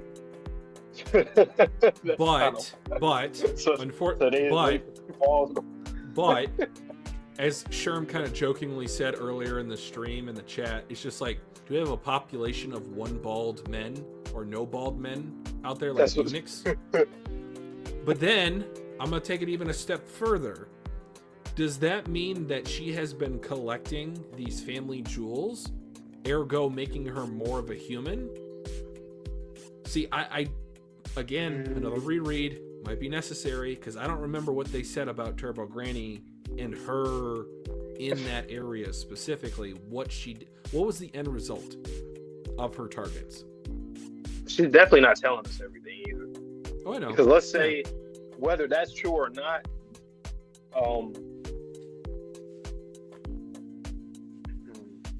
Okurun is something special about him. Because that instance, everything changed. Everything it was way different. She took over his body. He lived. She took his ball. There's so many different things that happen with that, like, if she did do it to somebody else too, when is she going to say that or talk about it? When is Okudon going to ask, like, did you do this before? Like, why would you not ask? If if a fucking ghost stole my testicles and then all this shit happened, like, with Okudon, I think I would definitely ask, like, have you been, like, is there anybody else that you did this to before? I'm assuming yes, because why did you do it with me specifically? I learned her story. You're taking revenge against men for what they do against women. So why did you? For one, why didn't I die? Why did you take? Like, there's a lot to it. Like, why exactly did she decide to do that? And he's, I don't know.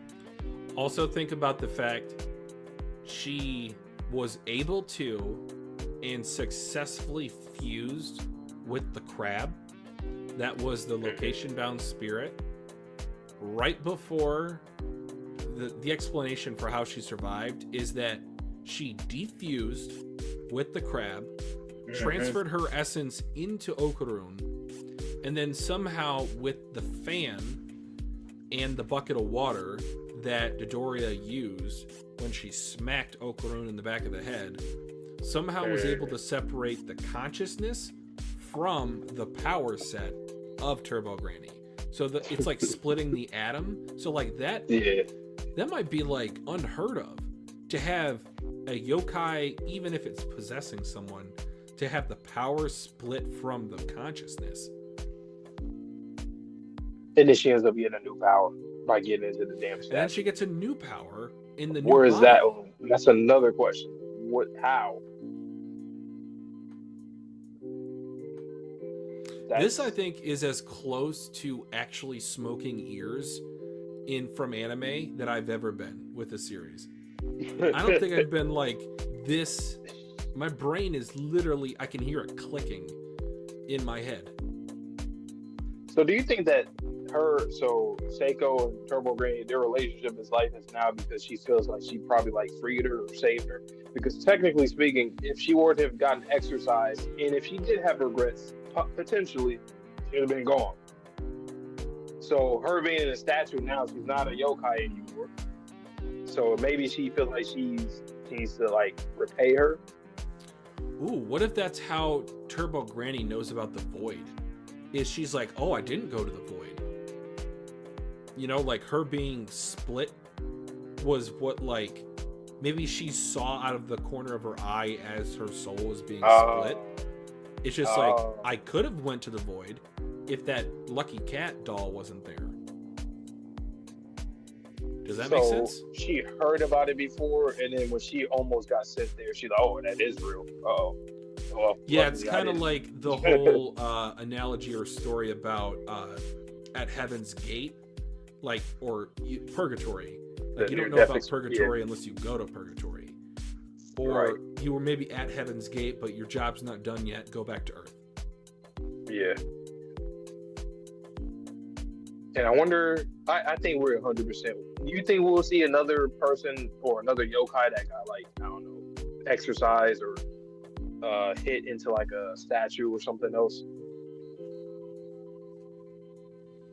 Really not sure. I don't know, man. That just seems like such a one-off. Like, imagine a Buddha statue. What? Hold on. Does it get like power up by prayer done to it? That will happen. Yes, because this whole series is about existence, life, and I'm sure enlightenment. And if yokai, if the void is a thing where yokai have regrets to get sent there, think about Nirvana and think about someone with regrets. if you want Nirvana, you can't have regrets. You can't have any and of vice that. versa. So, if you've reached Nirvana, you don't have any regrets. Ooh, that'd be a really cool story for like a yokai in the series. We see them go from human to yokai. They have crazy regrets. They had a crazy life, and then they got quote unquote saved, like kind of like what Dodoria did, and then they reached enlightenment because they got hit into a Buddha statue or something. That'd be a wild story. For a I do also think there was an exorcism that went wrong. So when you said, so I changed my answer. I do think that it's going to show. I think it's going to showcase into Doria's past. I think she screwed up an exorcism, some form or fashion, and I think that a spirit maybe went into a different body, either a different body, different object, a different statue, and I think that came back to Hunter. This aliens and yokai. It's like, if you want to maintain your sanity, you only theorize about one. Don't even think about the other one until you get there after having that conversation. Don't combine them. Don't cross the beams. But I just want to. It's like when you're a low level in the game, but you want to face against higher levels, but you know you're not ready for it. But you like, nah. But I think I can take the challenge and win. That's what it feels like when you try to put them both together. It's just you can't get anywhere. I've never played the games. I think you've played something similar to them. I think Sun Wukong was one of them. Mm-hmm. But it's just like the Dark Souls game. Like you keep losing. This is fun. You keep losing. Yes. It's like I keep throwing out all these theories. Wrong. Literally. Oh, a Sun Wukong statue. Just because you mentioned it, that would be crazy. I mean, Jesus on a cross. Maybe, yeah. What is Turbo Granny's goal? Like at this point, now, right? Do you think she's just like living the good life, or do you think that she does have an end game? It's tough to say. She's definitely living the life. Well, presently, but I'm saying, like, is she just biding her time? See, that's why I think she's gonna repay Granny Seiko. That's the only other thing she can do, other than just living and chilling, right? Because she technically saved her life. At some point, she probably would have just got killed and then would either been. And even if you remember, Seiko was the one that explained Turbo Granny's story to the kids. Yes. So she knew about Turbo Granny's, story before it happened. Not before. So do you think Seiko visits a lot of yokai? I mean, obviously she does a lot of exorcisms, so she would, run into a lot of them. But like, she knows so much that I kind of feel, even like the Reiko, right? Like she probably literally been through that area. That's why she says avoid it. Yeah. Okay, but going back to that point, I just had another thought in my mind. Why would you tell Momo about the way to temporarily defeat Reiko if you also know if she does that, it's going to be that much harder to defeat her, and you'll have to put her on lockdown in her own house, in her own room in your house for fear of retribution? Like, why would you tell her what to do if she's going to come back to bite you in the butt even worse? Because what can you do with it otherwise? I mean, besides not. Fuck it, I'll die. So it's like, either don't interfere, and if you do, then you gotta do something, I guess. But like, this series, I also feel like, I don't know, man. I'm just, my brain is mush. I'm gonna tell people, if you want to get into a modern day shonen series, that's like, if you want to craft theories, go ahead. With this series, I damn near want to search up. Like, we're not caught up, so I can't. And I don't want to. I don't want to get spoiled. Like Dandadan theories. I really want to hear.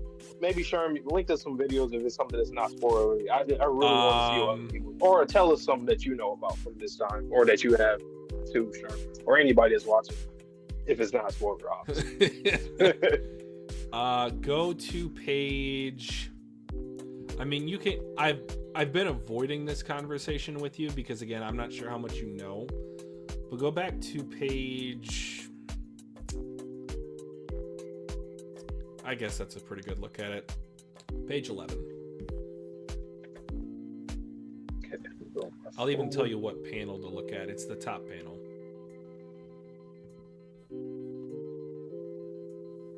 Come on, from 11.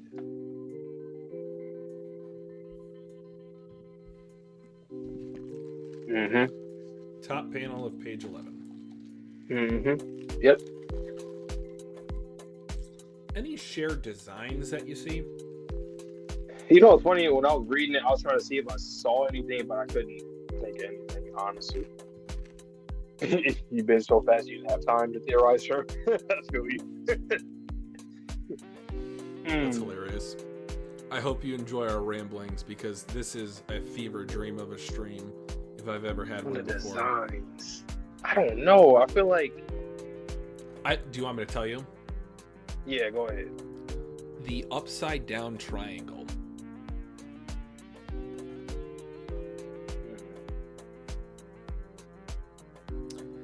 If you go back and rewatch episode 1, there's an upside down triangle eye on Okarun's notebook. It's kind of like the reverse Illuminati. This is something that I've somewhat seen theorized with Dandadan fans, and I didn't mention it until now because I was trying not to draw attention to it. But there seems to be some shared design features of that upside down triangle as it relates to the occult, as it relates to aliens. Okay. I don't even want to look it up because I know I'm just going to see something I shouldn't, but again, with them literally, we're probably gonna see that in that one Vamola's panel. Language. Whatever that panel that we saw, we're gonna see it. I still don't know what. There's triangles everywhere. If it was a field, a ship, I don't know. It was just a big page with designs. I don't ever remember what I saw. It's white. It looks like a kaleidoscope. I have no idea. I don't remember what I saw. Anything. I don't know who's standing in front of it. I don't know like what text, if there is any text. I don't remember if there's any text bubbles. Oh man, we still haven't gotten those couple of double spreads that I thought were from this series. I'm shocked. I thought we would have got them by now. I'm really just trying to get like one good theory out, and I can't. There's everything keeps falling. It keeps folding on it. I can't get a good theory out. I don't have a leg to stand on. Humans, why are we like this? Okay, it has something to do with our planet. When it goes to our authorities, I don't know what they did. If they did anything, if this is just an evolution, maybe it's just evolution. Maybe we just, we're a water planet. It seems like that's very special, at least to these ones. Talking about how moisture is abundant here, and they can't use their lasers. Of ourselves. I'm just gonna keep going back to the Okarun yokai protecting the planet thing. Like that's one thing that I'm just gonna just think about in the back of my mind. But as to why, I don't know. Because yokai, like, fucks with humanity. Like they be killing us and tormenting us. They're not supposed to harm humanity. There are yokai that do harm us. So do you think maybe the yokai is a defense system that we set up, even if it meant bad karma, even if it meant traumatizing humanity? Yeah. Like the overall positives of that shield art network, to go back to like a Marvel reference, how Tony Stark was saying, like, I had a dream that we would be all slaughtered, so I wanted to put a big old shield around the world. Potentially, the yokai shield, even despite what it does to humanity, despite what it does to the individual people on this planet, it is worth that pain. And like we even saw it with Evil Eye's background story. Like, you want to talk about the essence of karma? That is the worst karma. Because, like, again, he's a child. There's nothing that I can think of that a child, unless you are a sadistic, like, little devil, that you could have done to deserve that. Literally locked underground, burned alive with magma, and then crucified with your carcass. That is insane. I have a question. So, and we don't know. Now, this is the one where we can't there's really nothing we can get at, honestly. How do you think they're able to? How do you think the Earth is able to turn humans into yokai? Like, the regret thing is a thing. I think it's the aura. Tormented, crazy death. I think they tinkered with the aura. Whether it was a spiritual, I don't know. Like, I'm thinking about the Vegapunk thing with the Mother Flame. Like, they maybe touched the flame of aura, and maybe it just got out of control. Maybe they. But that's still so weird, because I just I feel like you have to have. Well, you don't have to. I was gonna say, like, technology, right? Like, it would take high tech to, at least in our real life, right? If, say, souls are real, which, you know, it's been a theory for a long time. If we can use technology to figure out, you know, how to. I know they already do that to, like, try to see if they can quantify, like, the weight of the soul or see if it's there. 15 grams, 20 grams, something like that. Like, do we just have the tech in this world? Yeah, I think you told me about it before. Yep. Yeah. But I don't know. Like, is it? How would the Earth in this series? How were we able to do that? Have other planets done it too? Is it just something that you just shouldn't do? I think that's probably the best answer. But, like, so humanity here, we're so primitive compared to other species, to the point where maybe we feel like we need to, like, use this since we're, like, already handicapped, just being regular people. So we ended up maybe testing and working with that. It's kind of like in real life when you think of, like, say, like, nukes, right? Something we shouldn't even have nuclear powered weapons or bombs and shit. But what's the point? Made it anyway. You're destroying the planet that you live on. Yeah. Maybe the aliens are like, you guys are tripping. Like, for one, you guys aren't as smart as us, so you try to do this to compensate for that, and then you end up making this bullshit that no one else, like. Basically, it's one of those things where it's like a child, right? Like, when a kid is doing something that he thinks that is, like, get so that amazing, knife away from that child. Like, what are you doing? Like, just because you understand this thing, you just got introduced to this new thing, doesn't mean this is, like, something that you should do, right? Like, I don't know, finding a way to prank somebody. Like, you shouldn't prank people. Just because you thought of an elaborate prank doesn't mean, you know, like, wow. Do you remember that theory I had about Evil Eye specifically? How he's like, I want to destroy humanity. How if there was another Evil Eye on another planet, that could potentially be like a reference to, like, a nuclear apocalypse. And I was thinking to myself, like, if an Evil Eye is that powerful, but Gigi is holding them under control. Man. I don't know, man. It could just be, like, rumors at this point. Like, I don't even think it's like, I don't know. To be honest, it seems like Evil Eye is, definitely a child, but, like, just kind of starting to come into himself. So is there going to be, like, levels to Evil Eyes? I'm assuming that he's going to get stronger in the future. And, like, who are the enemies in the series? Like, is it... Okay, let me ask you this. Do you think this phenomenon of yokai is something that we started on our own, or do you think that aliens had something to do with it? I think humanity started it. Okay. So with that being said, who's the bad guy here? Because technically, we're the ones that's creating this thing. Aliens are coming here for our auras. Not saying that they have... See, that's another thing. They're auras, yokai. I mean... it's like... The motives in the series is the most confusing thing. I think there's a vast political landscape across the universe. And whatever happened on planet Earth, whether it was us, outside entity, whatever, it was monumental in the grand scheme of the cosmos. So either what we did was so taboo, I'm talking about humanity, or some atrocity was perpetuated on humanity to where, again, I keep going back to this karmic balls that Turbo Granny was talking about. That to me changes up my entire thought process of, like, do they cultivate karma as, like, a crop? Is this like the corn of the universe?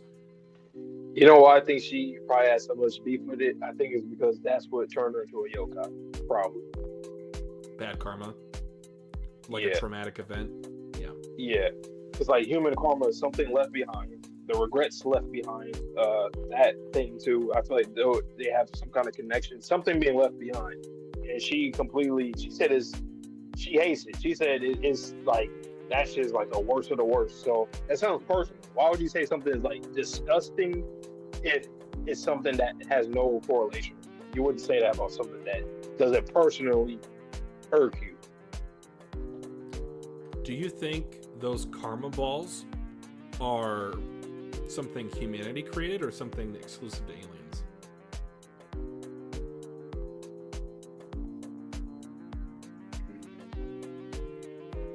I kind of almost want to say humanity, because it's like a bomb. Like we're gonna create. But this the shit, fact put that it in this Vamola ball, had whoever it gets already, do you think she found it, or do you think that it was sent down with her because it was in her suit, right? True. Yeah.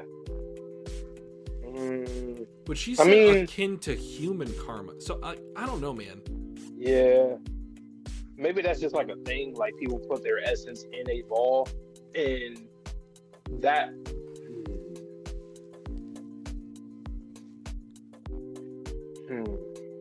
How does one put human karma in the ball? Somebody put them in there, or did they personally like? My first thought was it sounds like poison. They did a tragedy to humanity, and then they harvested the aura of the people that were afflicted by said tragedy.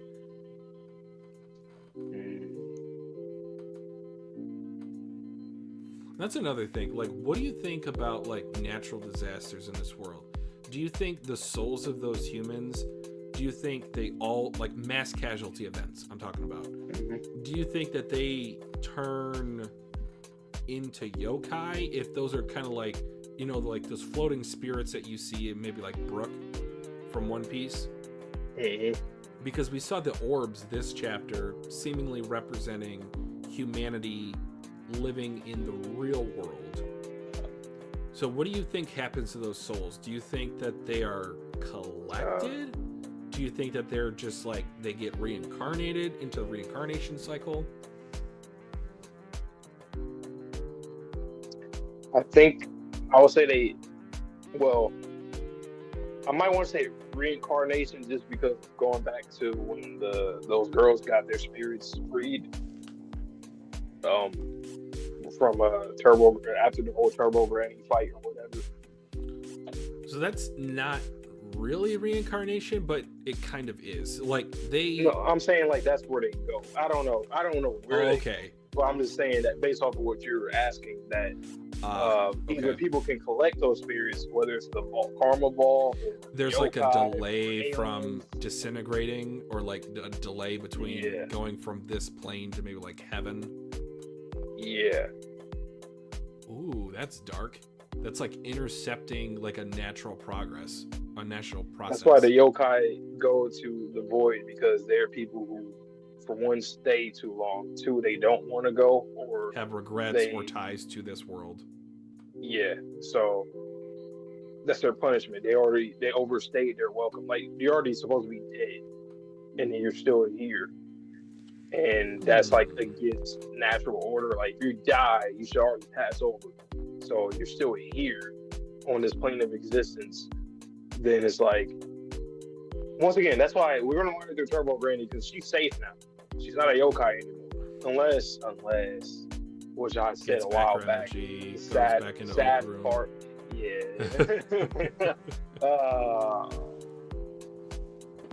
No, don't do it. Actually, she shouldn't have to, because Okaruna's already, like, he has her powers. She has different powers. Why would she need to? I still see it happening, but why would she need to? I don't know. It might be against her will. Like, she might be forced back into Okaruna's body from Turbo Neko form. Oh, that was, something about that's kind of, it's really sad. Like, what if it's because he can't do something? Like She he needs just to can't unlock do his full something. power. You know what that reminds me of, like in like a real life scenario where like I don't know, like a kid can't do something like I'm trying to think of a scenario. It's like An older brother defeating a level of a video game for their younger brother. no, I was thinking something like horrific. Like say it's like a building fire or something where like a kid needs to like I don't know like jump out a window or something, like they can't because they'll just burn. Or anybody, not even a kid, anybody that's They're scared. like they're And then somebody has to tossed out of climb the up building. there. Oh, And somebody okay. has to like climb to get them because they won't jump out when they when they should because it's a burning building. They're going to get burned to death. So somebody has to also risk their life to go get them. That's why I feel like Okuron in Trouble Granny is going to be a situation where he can't do something and she literally has to get her powers back to do it for him because he can't do it. Like that'd be kind of sad and different. I don't think I've seen that before in an anime where like it kind of goes into like a parent saving child type of ideal, and it'll be big from her because she has beef against men. That her whole thing was that to get him back to that. So her saving him would be pretty crazy. Cause like, why else would she get her powers back? Unless, like you said, she was forced, and if not that, if she willingly did it, why would she? That's crazy if she willingly did it. I think maybe if she willingly does it, that's then going to give her regret as in terms of she didn't have enough time with this family. And then it's going to send her to the void. And it's just like, you saving him was the thing that killed you, was the thing that erased you from their memory. So it's like the ultimate sacrifice. Or if it ping pongs back, where it's like, she has no more regrets for doing what she just did. Something that she absolutely would have had a regret doing. She died doing the thing that she wanted to do. So then now she gets to carry over, pass over to without going to the void. But she just dies. Given the tone of this series, I think it's going to be mine. But I mean, I would like yours more. No. I'm not thinking. I agree with you. I think it's going to be like that. I was just saying, like, what if it? I know it's a possibility. But that's weird because technically speaking, she wouldn't feel regret at that point.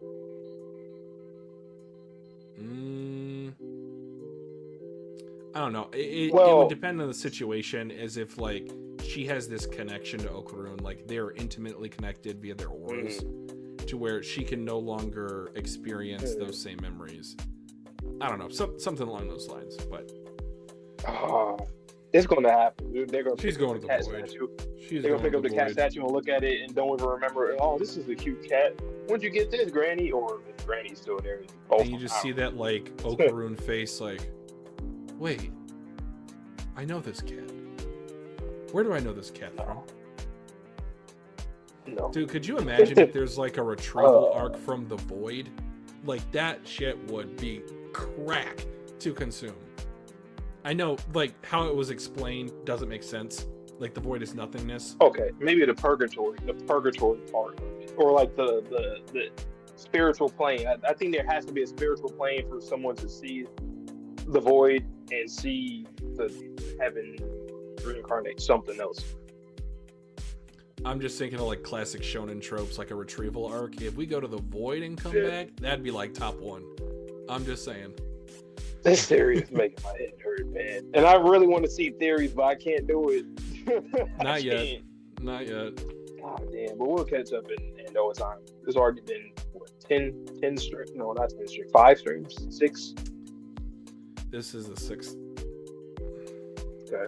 So, about like 8 more will be caught up, I think. I think it said volume 21 was where they were at. So actually like another 12, I think. Oh, okay. We'll be caught up. We'll get answers for sure by then. I'm very certain. So the channels that we've seen, I know there were volumes ago, some volumes ago. We're a little behind, guys. We had intended to get through like I think volume 14 by the end of this month. I think we're only gonna get through maybe like 11. But it's more so about the journey. We're just taking our time, enjoying ourselves. Obviously, it's a 3.5 hour stream tonight. And this is part 1 of the volume. Come back tomorrow, guys, or whenever you watch it. You just know it's right the day after from this one. This series is different. Like, I feel like I shouldn't even be appreciating it so much and praising Tatsu so much yet. He's like, let me crack my knuckles, let me roll my shoulders. Let's get into this. Let's get started. Like, this is still the prologue. It literally feels like it is. It's still the first saga. Kind of is. Yeah, like Monster of the Week. We're finally getting to something. They're still technically Monster of the Week too, but they're like, we're close to something. Yeah, I'm just glad I don't have any of the spoilers. Like, I am so in the dark for this series. I know two other panels. One I barely remember what it looked like. The other one, I remember what it looked like. I don't remember everybody there. I remember 3 panels. A 4th one from, like, I don't know, like a chapter or 2 ago. It's just a character design. Looks pretty cool. And then there's one backstory that I was just like, okay, if this is what I think it is, Sherm didn't confirm or deny, obviously, but if it's what I think it is, like, it's gonna hit hard. I don't think I'm ready for that one, but well, I got kind of spoiled like real recently, like a month ago or so. It was just like it was just good. It looks good, like yeah, let's go type of chat. Like, yeah, that's all I was saying. Like, yeah, hell yeah. All right, but let's go ahead and wrap it up. Guys, if you are one of the 3 viewers still with us at 3.5 hours, I want to say I love you. Like, just bromance or, platonic romance. Thank you so much for joining us for this long. I don't think either one of us expected this stream to go this long, but the content was definitely warranted for this length of a stream. Our brains are broken. Our brains are broken. I got a headache. Like the stream if you like part 1 if you enjoyed. Subscribe to the channel so you don't miss out tomorrow when we go live with part 2. Again, around 8 p.m. Eastern. We're going to have Invincible Season 3, Episode 2 dropping tomorrow. We're going to have Haikyuu coming out on Wednesday. Episode 3 might come out on like Thursday. And then Episode 4, it'll probably be Saturday again. But yes, we have so much more content to still put out from the backlog. And then Sakamoto Days, we kind of haven't been talking about it too much on the channel. Haven't seen it in days. We'll get back into Sakamoto. It's not a priority at the moment. We still enjoy the series very much, but it's just, at the moment, we got bigger fish to fry. Because this series is like laboon-sized fish. I don't know. And I'm also back into the One Piece train. Finally, me on my personal channel. Just hit 100 subscribers. We just hit 800 a day for Mugen. So again, just appreciative all around. Anything else you want to say? I just got to recover. My brain is I'm getting kind of annoyed at myself right now. I can't. There's nothing I can. At least One Piece. One Piece. Like, our brains is like prospering. Oh yeah, we can theorize about this. Tatsu, you're different. Who was your sensei, Tatsu? Who? Was he a assistant to Fujimoto, or am I getting that? I think it was assistant to Fujimoto. I think so. Yeah. Does not surprise me. We got Chainsaw Man manga coming up soon too. Yes, sir. So, again, thank you guys so much. As Vontae likes to say, stay safe, stay healthy, stay clean. We'll see you in the next video or stream. And peace.